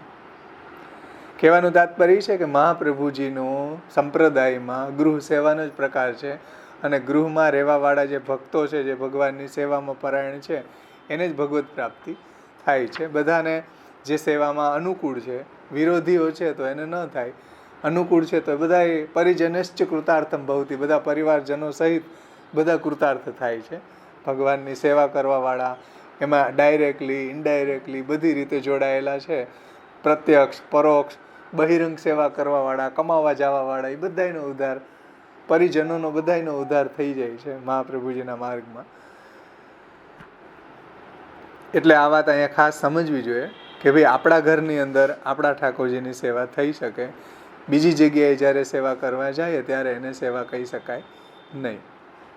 એ બધી વાત ભક્તિવર્ધનીની ટીકામાં ટીકાકારોએ ગૃહે સ્થિત્વા સ્વધર્મતઃ અવ્યાવ્રતો ભજેત કૃષ્ણ પૂજ્યા શ્રવણાદિભી એની ટીકામાં સમજાવ્યું છે કે સેવા તો ગૃહમાં જ થઈ શકે છે.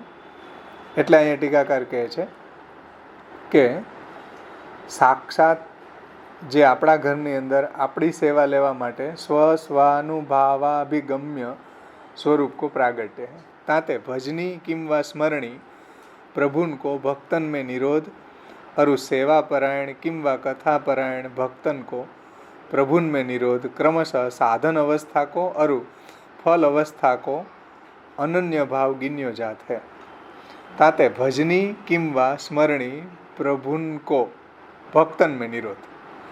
એટલે પ્રભુ કેવા છે? ભજની અને સ્મરણી. તાતે ભજની કિંવા સ્મરણી કોણ છે? પ્રભુ. એ પ્રભુન કો ભક્તન મેં નિરોધ, એ સાધન નિરોધ છે. એટલે ભગવાનનું ભક્તમાં નિરુદ્ધ થવું. માનો કે કોઈ ભક્ત છે, ચાલો સેવા નથી કરતો, ભગવાનનું સંકીર્તન, શ્રવણ કીર્તન, સ્મરણ કરે, ભાગવત ચિંતન કરે, તો એના હૃદયમાં પણ ભગવાનનું પ્રાગટ્ય થાય છે. જેમ સેવા કરવાવાળાના ઘરમાં ભગવાનનું પ્રાગટ્ય થાય છે, તો કથા કરવાવાળાના હૃદયમાં ભગવાનનું પ્રાગટ્ય થાય છે. એ ભક્ત માટે સ્પેશિયલ થાય છે. તાતે ભજની કિંવા સ્મરણી પ્રભુન કો ભક્તન મેં નિરોધ, એનું નામ સાધન નિરોધ છે. અને સેવા પરાયણ કિંવા કથા પરાયણ ભક્તન કો પ્રભુન મેં નિરોધ ક્રમશઃ સાધન અવસ્થા કો અરુ ફલા અવસ્થા કો અનન્ય ભાવ ગિન્યો જાવે. મતલબ કે ભગવાનનો ભક્તમાં નિરોધ થવો એનું નામ સાધન નિરોધ છે. અને ભગવત સેવા કરતાં કરતાં, ભગવત કથા ગુણગાન કરતાં કરતાં ભક્ત જ્યારે ભગવાનમાં નિરુદ્ધ થઈ જાય છે, એનું નામ ફલ નિરોધ છે. એટલે ભગવાનનો ભક્તમાં નિરોધ સાધન નિરોધ છે, અને ભક્તનો ભગવાનમાં નિરોધી ફલ નિરોધ છે.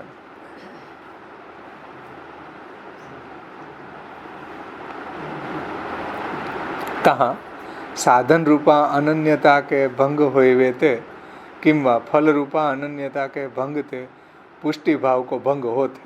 એટલે આમાં જરા બી આડું અવડું થાય તો બધું કોલેપ્સ થઈ જાય.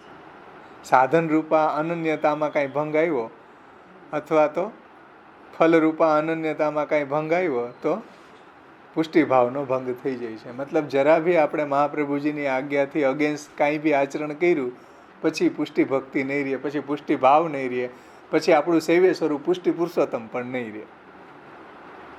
સમજાઈશ ને વાત?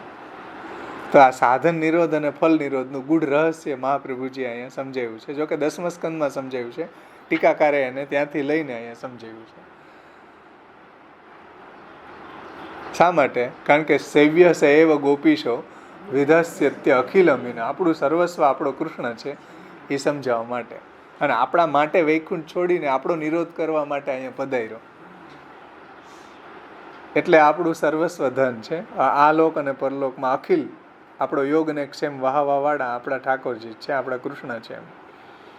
તહા સાધન રૂપા અનન્યતા કે ભંગ હોઈવે તે કિંવા ફલ રૂપા અનન્યતા કે ભંગ તે પુષ્ટિ ભાવ કો ભંગ હોત હે. એટલે આમાં આ બધી લિંક છે, ઇન્ટરલિંક. એમાંથી એકય કડી જો નીકળી ગઈ તો બધું કોલેપ્સ થઈ જાય. જે ઓલા પત્તાનો મહેલ બનાવ્યો, નીચેથી એક પત્તું સરકાવ્યું ને આખો મહેલ નીચે ધ્વસ્ત થઈ જાય, એમ બધું ધ્વસ્ત થઈ જાય. એમાં જીરીક બી મહાપ્રભુજીની આજ્ઞાની અગેન્સ્ટ ગયા, બધું આપણી સેવા સાધના પ્રણાલી, ફલ પ્રણાલી બધું કોલેપ્સ થઈ જાય. પછી સેવ્ય સ્વરૂપનું મહાપ્રભુજીના ભાવથી ભાવિત હોવું જરૂરી નથી. આટલું અવેરનેસ અહીંયા ટીકાકારે આપણને સમજાવી છે. આટલી સાવધાની જરૂરી છે મહાપ્રભુજીની સંપ્રદાયની અંદર. યહાં શંકા ઉઠત હે, આગળ કહે છે. અહીં સુધીમાં કોઈને કંઈ પ્રશ્ન છે કે બધું સમજાઈ ગયું? સાધન નિરોધ, ફલ નિરોધ.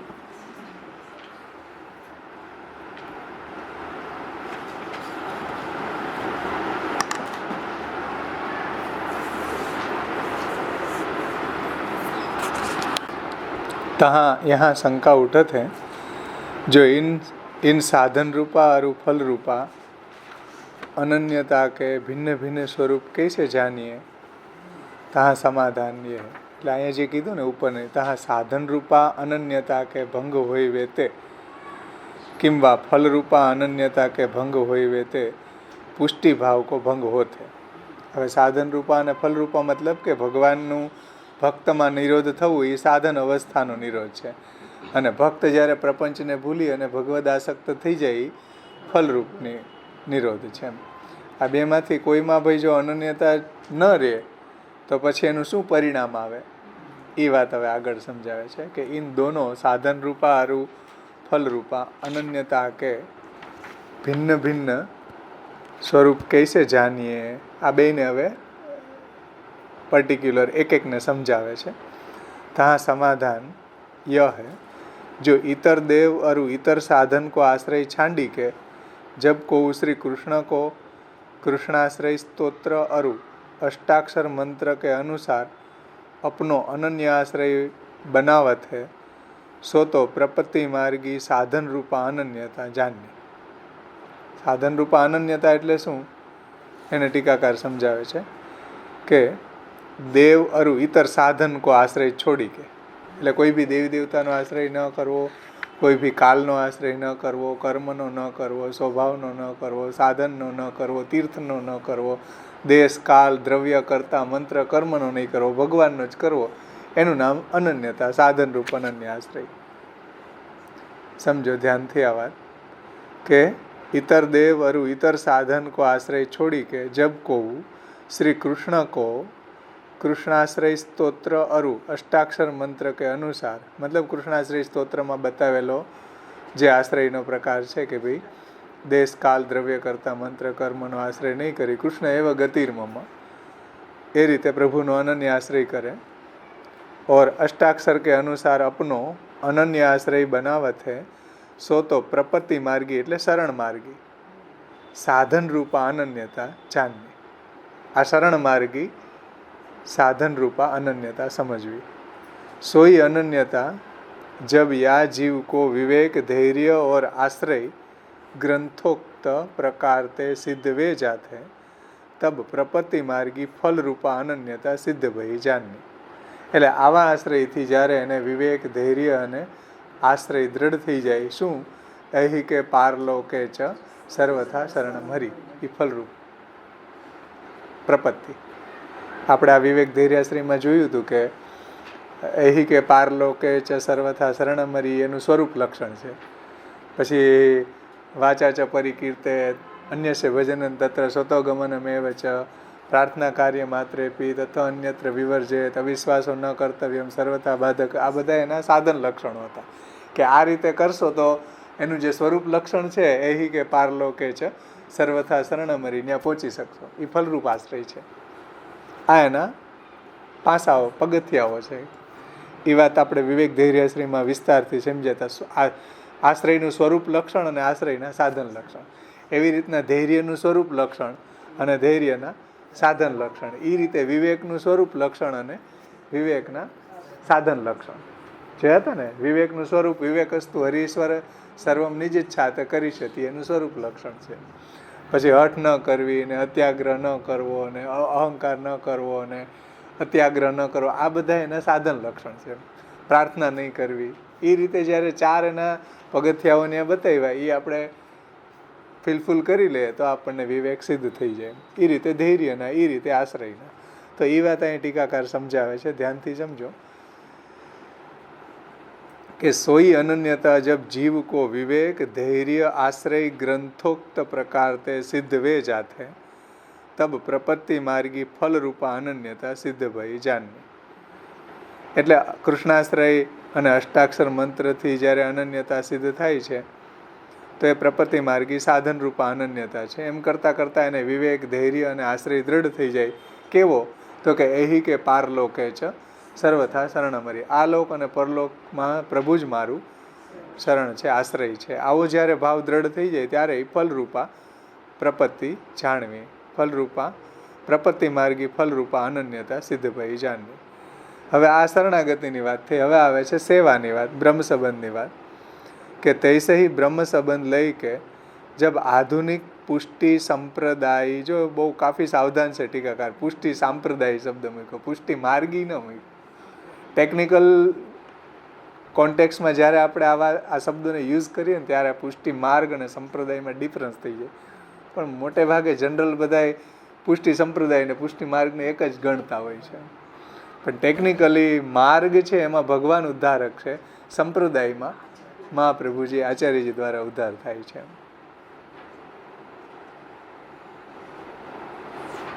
માર્ગમાં પ્રમેય બલ છે, સંપ્રદાયમાં પ્રમાણ બલ છે. મહાપ્રભુજીની વાણી છે, ગ્રંથો છે, શાસ્ત્ર છે.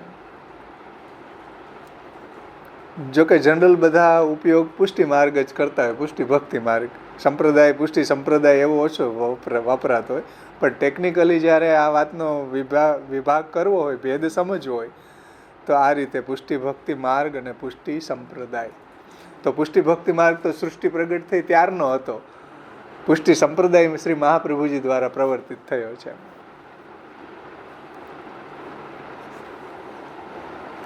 તો આધુનિક પુષ્ટિ સંપ્રદાય નિજ મસ્તક પે નિજ સેવ્ય સ્વરૂપ કો પધરાઈ કે, એટલે આપણે માથે પધરાવીને, ઠાકોરજીને પધરાવીને, નિજ ગૃહ મેં એટલે પોતાના ઘરમાં, નહીં કે હવેલીમાં, જો નિજ સેવ્ય સ્વરૂપ એટલે પોતાનું સેવ્ય સ્વરૂપ, બીજાનું નહીં, નિધિ કોઈ નહીં. આપણું સેવ્ય સ્વરૂપ આપણું નિધિ છે. નિજ સેવ્ય સ્વરૂપ કો પધરાઈ કે નિજ ગૃહ મેં બિરાજમાન સ્વરૂપ કી સેવા મેં નિજ તનુ વિત્ત, બીજાનું નહીં પણ પોતાનું. નિજ એટલે પોતાનું, તનુ એટલે પોતાનો દેહ, પોતાનું વિત્ત, પોતાનું મન, પોતાનો પરિવાર. નિજ તનુ વિત્ત મન પરિજન કો લગાવત है, परिजन यानी परिवारजनों. तब ता भक्त विशेष में भगवत स्वरूप को निरोध भयो जानिए. तब ता भक्त विशेष में એટલે તે પર્ટિક્યુલર ભક્તમાં ભગવત સ્વરૂપનો નિરોધ સમજવો, એટલે ભગવાનનો ભક્તમાં નિરોધ સમજવો. સમજાઈશ ને? જો ભક્ત વિશેષ મેં ભગવત સ્વરૂપ કો નિરોધ, તે ભક્ત માટે, તે ભક્તમાં ભગવાનનો નિરોધ સમજવો.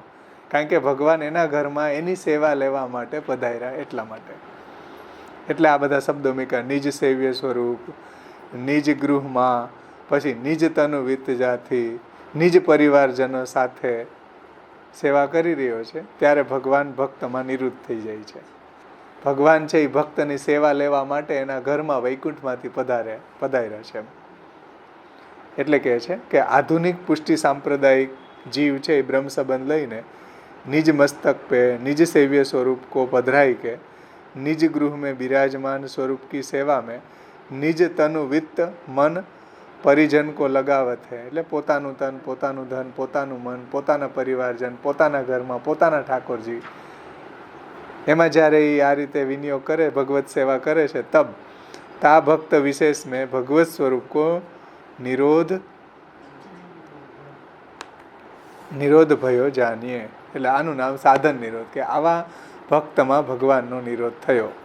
કે આવી રીતે ભક્ત છે મહાપ્રભુજીની આજ્ઞા પ્રમાણે પોતાના ઘરમાં પ્રભુની સેવા શરૂ કરી દે તો ભગવાનનો ભક્તમાં નિરોધ સિદ્ધ થયો. એસી સાધન રૂપા પ્રભુગત અનન્યતા તે સ્વસેવ્ય સ્વરૂપેતર કિંવા સ્વસેવ્ય સ્વરૂપ સેવાનુયોગી इतर सकल पदार्थन की विस्मृति पूर्वक सेव्य स्वरूप और तिनकी सेवा में परम आसक्ति सिद्ध होते याको ही फल रूपा निरुद्धता किंवा अनन्यता जाननी. જેમાં ઉપર પ્રપત્તિની સાધન રૂપતા અને ફલરૂપતા બતાવી ને, એમાં એ નીચે સેવાની કોન્ટેક્સમાં સાધન રૂપતા અનન્યતા અને ફલરૂપતા અનન્યતા સમજાવી રહ્યા છે. તો ऐसे ही साधन रूपा प्रभुगत अनन्यता ते, સમજેશ ને વાત? ऐसी साधन रूपा प्रभुगत એટલે પ્રભુગત મતલબ પ્રભુ ભક્તમાં નિવૃત્ત થઈ જાય, એ સાધન રૂપતા છે. ऐसी साधन रूपता प्रभुगत अनन्यता ते.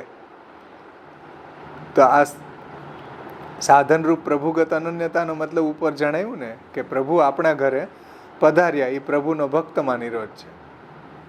અને એમાં જુઓ કે નિજ મસ્તક પે નિજ સેવ્ય સ્વરૂપ કો નિજ ગૃહ મેં નિજ તનુ વિત્ત જાથી જ્યારે ભક્ત સેવા પ્રભુની શરૂ કરે છે, એ સાધન રૂપા પ્રભુગત અનન્યતા સમજવી.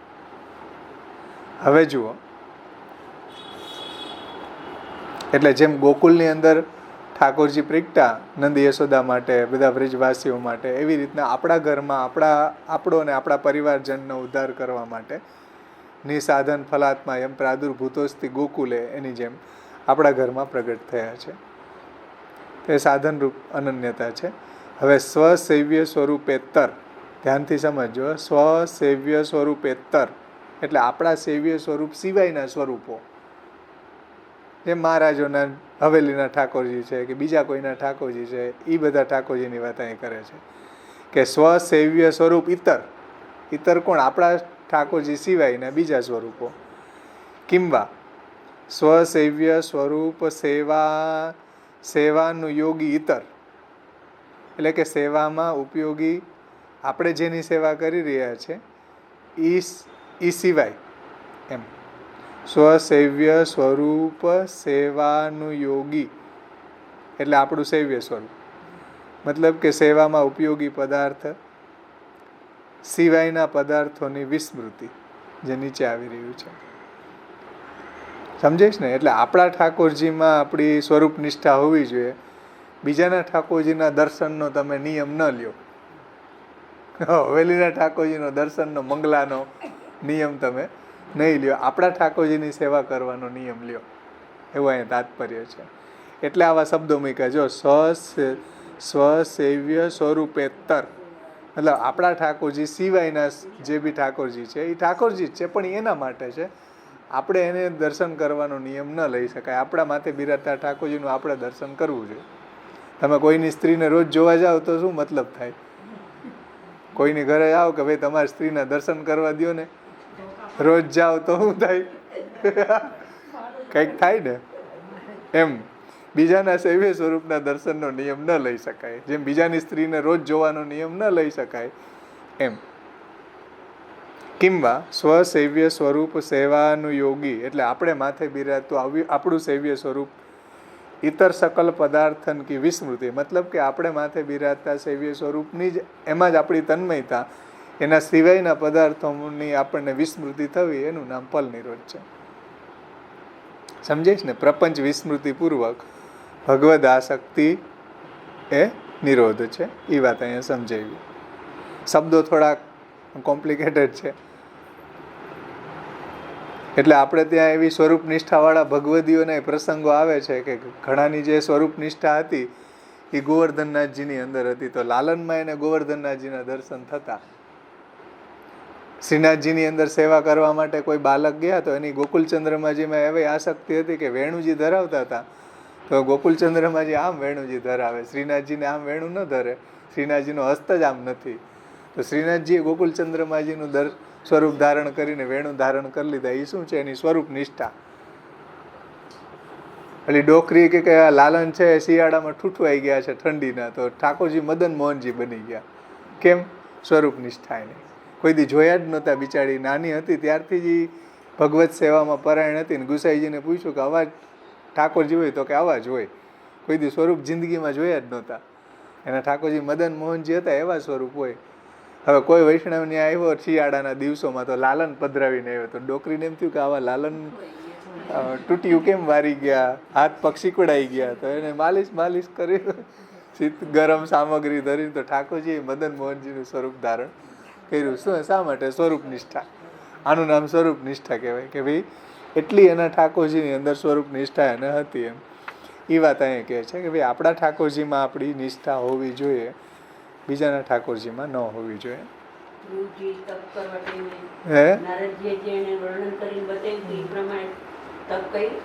હા હા, એટલે તાત્પર્ય એ છે કે સ્વસેવ્ય સ્વરૂપ ઇતર સ્વરૂપની દર્શનની આપણે નિયમ ન લેવાય કોઈ દી. આપણા માથે બિરાજતા ઠાકોરજીમાં આપણી નિષ્ઠા થવી જોઈએ. એ પુષ્ટિ ભક્તિ માર્ગનું હાર્દ છે, સ્વરૂપ નિષ્ઠા.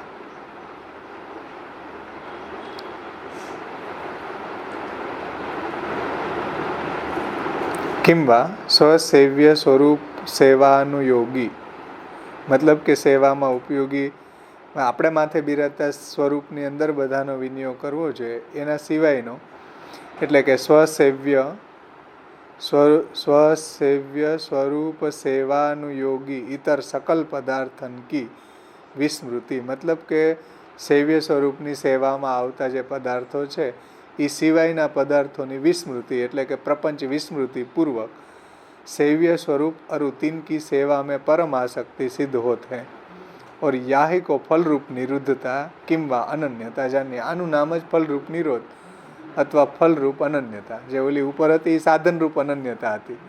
સમજે ને? સાધન રૂપ અનન્યતા એટલે શું કે સ્વતનુવિત્તથી સ્વસેવ્ય સ્વરૂપ નિજ સેવ્ય સ્વરૂપનું નિજ ગૃહમાં નિજ મસ્તક પે બિરાતે સેવ્ય સ્વરૂપની નિજ તનુવિત્તનો વિનિયોગ કરીને સેવા એ સાધનરૂપ અનન્યતા.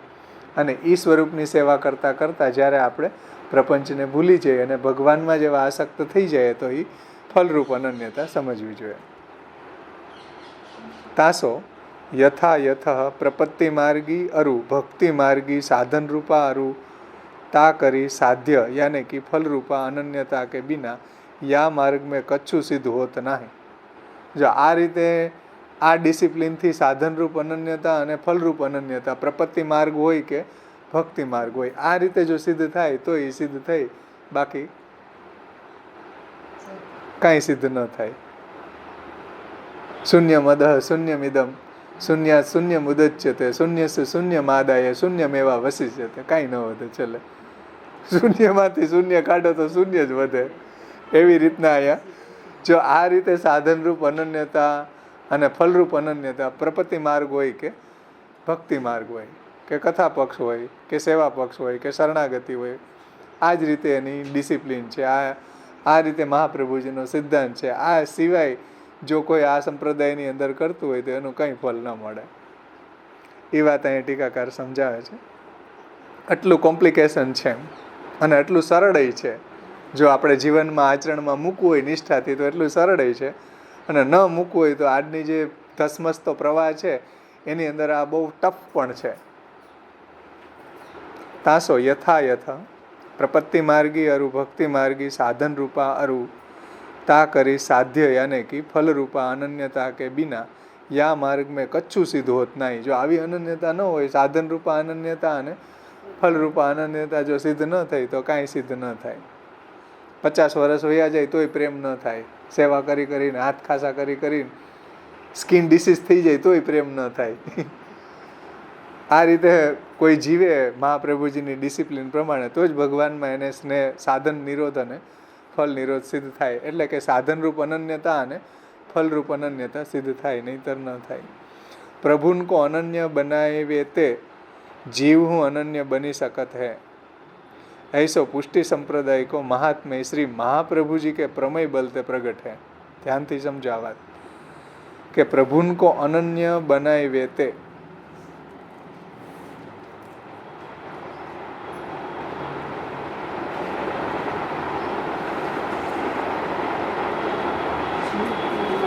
એટલે ભગવાન પેલા અનન્ય બને. સમજો ધ્યાનથી હો. ભગવાન એ પેલા અનન્ય બને છે અને પછી ભક્ત ભગવાનમાં અનન્ય બને છે.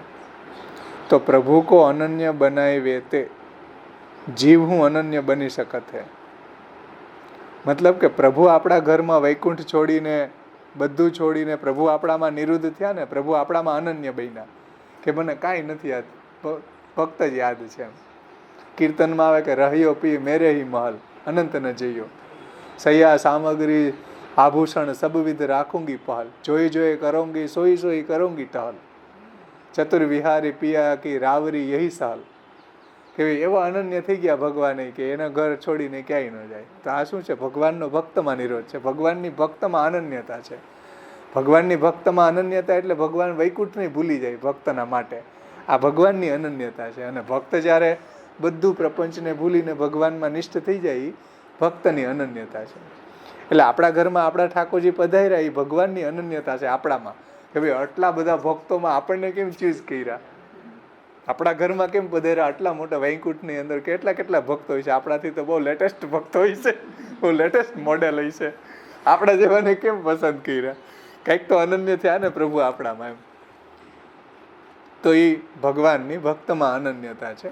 અને ભક્ત એવા પ્રભુને અનન્ય નિષ્ઠ રહીને પ્રભુ સેવા પરાયણ થઈ જાય તો એ ભક્તની અનન્યતા છે.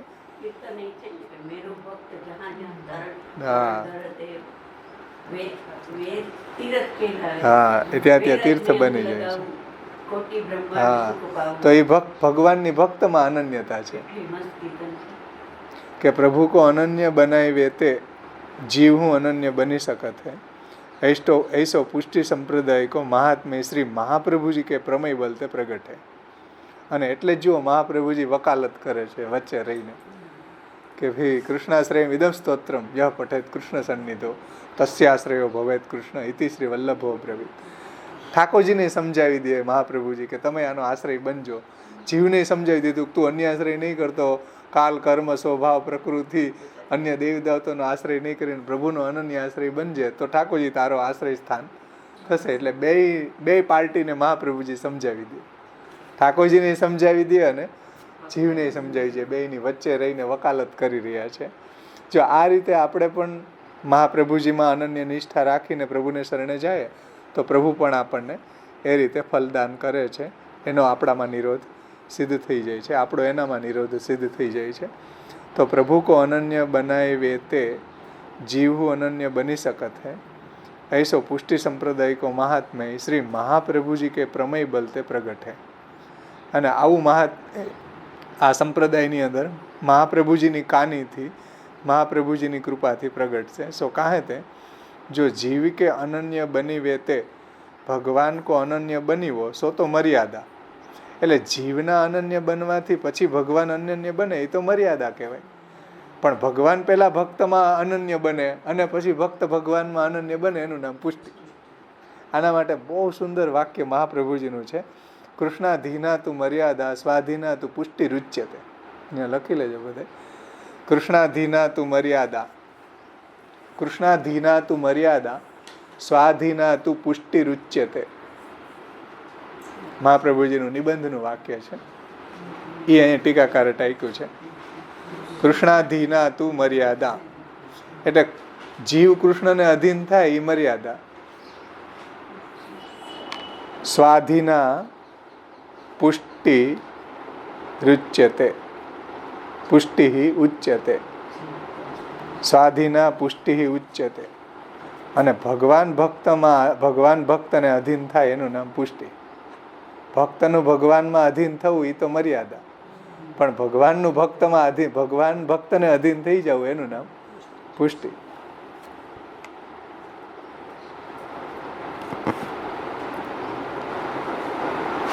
એટલે ઉપર જે વાત કરી ને કે પ્રભુ કો અનન્ય બનાવે તે જીવ હું અનન્ય બની શકત. એટલે પ્રભુ પહેલા આપણું વરણ કરે છે, આપણો વિચાર કરે છે કે આ જીવનો મારે આ જન્મમાં ઉદ્ધાર કરવો, તો એ જન્મમાં આપણે ભગવાનમાં અનન્ય નિષ્ઠા આપણને પનપે, નહીતર ન પનપે. નહીતર આપણે ભટકતા રહે હવેલીમાં બધી જગ્યાએ, સેવા ન કરીએ. ભગવાન પહેલાં આપણામાં અનન્ય થાય, ભગવાન આપણું એવું વરણ કરે કે આ જીવનો મારે આ જ જન્મમાં ઉદ્ધાર કરવો, ભગવત પ્રાપ્તિ કરાવી, તો એ જન્મમાં આપણને એવી અનન્ય નિષ્ઠા ભગવાનમાં પ્રગટ થાય છે. એટલે કહે છે કે ऐसो पुष्टि संप्रदाय को महात्म्य श्री महाप्रभुजी के प्रमेय बलते प्रगट है. सो काहे ते जो जीव को अनन्य बनी वेते भगवान को अनन्य बनीવો સો તો મર્યાદા પરી પુષ્ટિ આતે વિપરીત. એટલે જીવનું અનન્ય બનવું એ તો મર્યાદા છે, પણ પહેલાં ભગવાન અનન્ય બને જીવમાં, મતલબ ભગવાન પહેલાં જીવમાં નિરુદ્ધ થાય, વૈકુંઠ છોડીને આપણા ઘરમાં પધારે આપણી સેવા લેવા માટે, તો એ પુષ્ટિ છે. અને પછી ભક્ત ભગવાનમાં નિરુદ્ધ થાય. સમજીશ ને વાત? કે જીવનું અનન્ય બનવું પહેલાં એ તો મર્યાદા છે, પણ ભગવાન ભક્તમાં એવા અનન્ય નિષ્ઠ બની જાય એનું નામ પુષ્ટિ છે. એટલે કૃષ્ણાધીના તું મર્યાદા સ્વાધીના પુષ્ટિ રૂચ્યતે.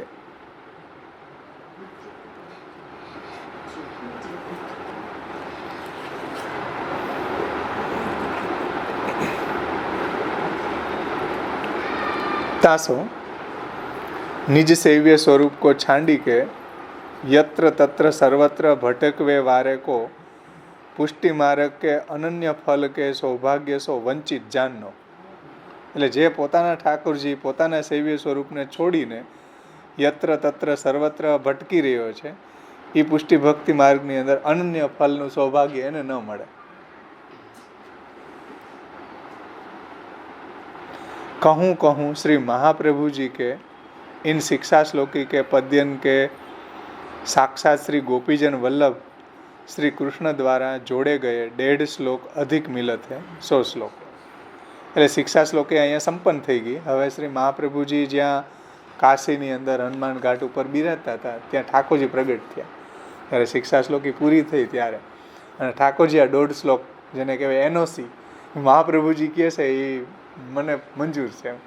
આજે શિક્ષા શ્લોકી મહાપ્રભુજીએ લખ્યો ઇન નો ઓબ્જેક્શન સર્ટિફિકેટ ભગવાને આપ્યું આ એનઓસી કે મયી ચેદસ્તી વિશ્વાસો શ્રી ગોપીજન વલ્લભે. કારણ કે આવ્યું ને અહીંયા કે સ એવો ગોપીશ વિધસ્યત્ય અખિલમિન, કૃષ્ણ જ મારું આલોક અને પરલોક સંબંધી સર્વ કાંઈ સિદ્ધ કરશે. આવો જો દ્રઢ વિશ્વાસ ગોપીજન વલ્લભમાં છે એ કૃતાર્થોહમ કૃતાર્થોહમ કૃતાર્થોહમ ન સંશય. એ એનઓસી આપી ઠાકોરજી કે મયી ચેદસ્તી વિશ્વાસો શ્રી ગોપીજન વલ્લભે. મારામાં જો આવો દ્રઢ વિશ્વાસ થઈ ગયો કે મારું આલોક અને પરલોકમાં સર્વ કાંઈ મારા ઠાકોરજી જ છે, આલોક અને પરલોકમાં સર્વ કાંઈ પ્રભુ જ મારું સિદ્ધ કરશે. જો આવો દ્રઢ વિશ્વાસ ગોપીજનોના પ્રિય એવા ભગવાન કૃષ્ણમાં થઈ ગયો તદા કૃતાર્થાયુયમ શોચનીયમ ન કરી. એને કોઈ જાતની ચિંતા નહીં કરવી, એ કૃતાર્થ જ છે. એને ભગવાન મળી જ ગયા છે. એનો ઉદ્ધાર એટલે કે ભગવત પ્રાપ્તિ, ભગવત સ્વરૂપાનુભૂતિ કે લીલાનુભૂતિ કે સ્વરૂપાનંદ કે ભજનાનંદ એને પ્રાપ્ત થઈ જ ગયો છે. કૃતાર્થ જ છે. અને એનું નામ જ મુક્તિ છે કે મુક્તિ હિત્વા અન્યથા રૂપમ સ્વરૂપેણ વ્યવસ્થિત. એટલે શ્રી મહાપ્રભુજીની આજ્ઞા પ્રમાણે આપણે જો ભગવત સેવા પરાયણ થઈ ગયા અને આ બધી સંસારાસક્તિને છોડીને દુસંગને છોડીને ભગવાનમાં એવા પરાયણ થઈ ગયા એનું નામ મુક્તિ છે. અન્યથા રૂપનો ત્યાગ કરીને એટલે કે સંસારાસક્તિ દુસંગ વગેરેનો ત્યાગ કરીને ભગવાનમાં શ્રવણમ સ્મરણ અને ભજન એમાં પરાયણ થઈ ગયા તો પુષ્ટિ જીવ છે એ મુક્ત છે.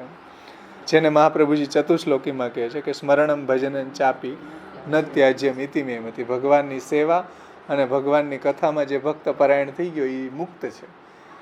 એને કોઈ મુક્તિ મેળવવાની હવે ન રહી, મુક્તિને જીવી રહ્યો છે. એ વાત ભગવાન કહે છે મુક્તિ હિત્વા અન્યથા રૂપમ સ્વરૂપેણ વ્યવસ્થિત. એમ એટલે મારામાં એટલે શ્રી ગોપીજન વલ્લભની અંદર જો દ્રઢ વિશ્વાસ છે એનો ટ્રાન્સલેશન અહીં કર્યું છે કે ગોપીજન વલ્લભ મેરે મેં યદિ વિશ્વાસ હે તો તુમ કૃતાર્થ હી હો. એટલે ભગવાનમાં આવો દ્રઢ વિશ્વાસ છે તો તમે કૃતાર્થ જ છો. તાતે કછું સોચની નહીં, એટલા માટે કોઈ જાતની ચિંતા ન કરવી. જેમ ભગવાને ગીતાજીમાં કીધું કે સર્વધર્માન પરિત્યજ્ય મામેકમ શરણમ વ્રજ અહમ ત્વા સર્વ પાપેભ્યો મોક્ષિષ્યામિ મા શુચ. એમાં અહીંયા કહે છે ને શોચનીયમ ન કરહી ચિત. ન્યાય એમ કીધું મા શુચ, તું ચિંતા નહીં કર. અહીંયા પણ ભગવાન કહે છે કે તું ચિંતા નહીં કર. જો ગોપીજન વલ્લભમાં તને દ્રઢ વિશ્વાસ છે તો હવે તારે કોઈ ચિંતા કરવાની જરૂર નથી. સો કાહે તે જો અપને અન્યથા રૂપ યાને કે બહિર્મુખતા જે આમાં બતાવ્યું ને યદા બહિર્મુખા યુયમ ભવિષ્યથા કથંચન તદા કાલ પ્રવાહસ્થા દેહ ચિત્તા દયોપ્યુતા સર્વથા ભક્ષયિષ્યંતિ યુષ્માનિતિ મતિર્મમ. તો એ બહિર્મુખતાને છોડીને શ્રી કૃષ્ણાભિમુખ એટલે કૃષ્ણની સન્મુખ. કૃષ્ણની સન્મુખ મતલબ શ્રી કૃષ્ણની સેવા પરાયણ, એનું નામ કૃષ્ણની સન્મુખ કહેવાય. મહાપ્રભુજીની આજ્ઞા પ્રમાણે કૃષ્ણ સેવા પરાયણ રહેવું એનું નામ કૃષ્ણાભિમુખ. રહેવો હિ તિહારી મુક્તિ હે. મુક્તિનો મતલબ બહિર્મુખતાનો ત્યાગ કરીને અન્યથા રૂપનો ત્યાગ કરીને સ્વરૂપેણ વ્યવસ્થિત એટલે પ્રભુના સાનિધ્યમાં ભગવત સેવા પરાયણ થઈને રહેવું મહાપ્રભુજીની આજ્ઞા પ્રમાણે એ પુષ્ટિજીવની મુક્તિ છે. આપણે મુક્તિ મેળવવા માટે કોઈ દેહાંતરની જરૂર નથી કે આ દેહ છૂટે પછી મુક્ત થાય. મહાપ્રભુજી આપણને જીવતા જ મુક્તિ પ્રદાન કરી દીધી કે મુક્તિને તમે જીવી રહ્યા છો. ધ્યાનથી સમજો આ વાત. આ ભગવાનના શ્લોકો છે, ભગવાનની જ વાણી છે. મહાપ્રભુજીના શિક્ષા શ્લોકી પછી ભગવાને આ શ્લોક કહેલા છે કે મહાપ્રભુજી કહે છે એ ઓકે છે, એનઓસી છે એની કે આ રીતે જો મહાપ્રભુજીએ જે આજ્ઞા કરી શિક્ષા શ્લોકીમાં એ રીતે જો મારામાં દ્રઢ વિશ્વાસ છે તમને તો તમે કૃતાર્થ છો. આ ભગવાનની ગેરંટી સમજે ને. ઓલી મહાપ્રભુજીની હતી, આ ભગવાનની. અને મુક્તિ એનું નામ જ મુક્તિ હિત્વા અન્યથા રૂપ, એટલે બહિર્મુક્તાનો ત્યાગ કરી અને ભગવાનની સાનિધ્યમાં ભગવાનની સેવા કથા પરાયણ રહેવું મહાપ્રભુજીની આજ્ઞા પ્રમાણે એ પુષ્ટિજીવોની મુક્તિ છે. એટલે ગૃહસ્થાશ્રમમાં રહેતો હોવા છતાંય મુક્ત જ છે. શ્રી મહાપ્રભુજીએ આ વાત નિબંધમાં કરી છે કે બ્રહ્માનંદે પ્રવિષ્ટાનામ આત્મનૈવ સુખપ્રમા સંઘાતસ્ય વિલીનત્વાત ભક્તાનાંતુ વિશેષતઃ સર્વેન્દ્રિય તથા ચાંતઃકરણે આત્માનામપી બ્રહ્મભાવાતુ ભક્તાનામ ગૃહેવ વિશિષ્યતે. ગૃહસ્થાશ્રમમાં રહીને કૃષ્ણ સેવા પરાયણ ભક્ત છે એ જ્ઞાનીઓના ક્લાઇમેક્સ કરતાંય ભક્તની સાધન અવસ્થા શ્રેષ્ઠ છે. જ્ઞાનીઓના શિખર કરતાંય ભક્તની તળેટી બેસ્ટ છે.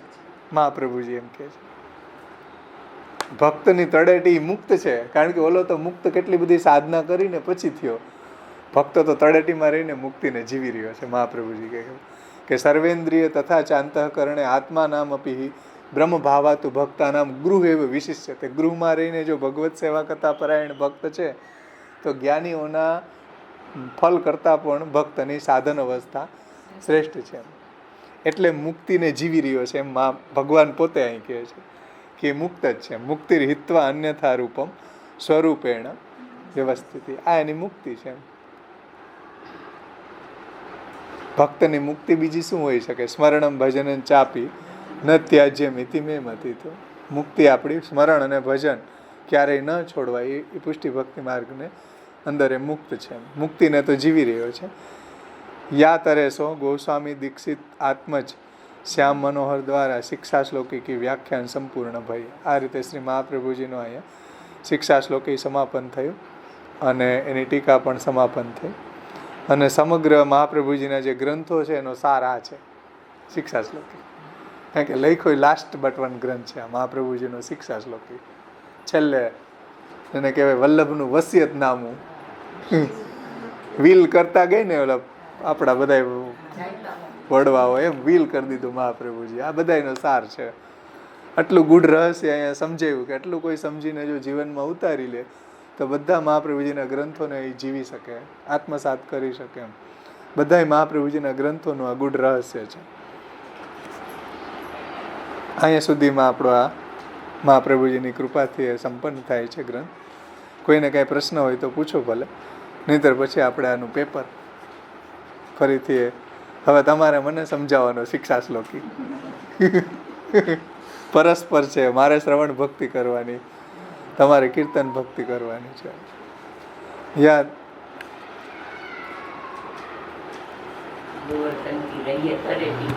હે આજની પરિસ્થિતિમાં શિક્ષા શ્લોકી સમજાવો એ દુર્લભ છે. મહાપ્રભુજીની ઠાકોરજીની કૃપા હોય તો જ આ સમજી શકાય, બાકી કઠિન છે.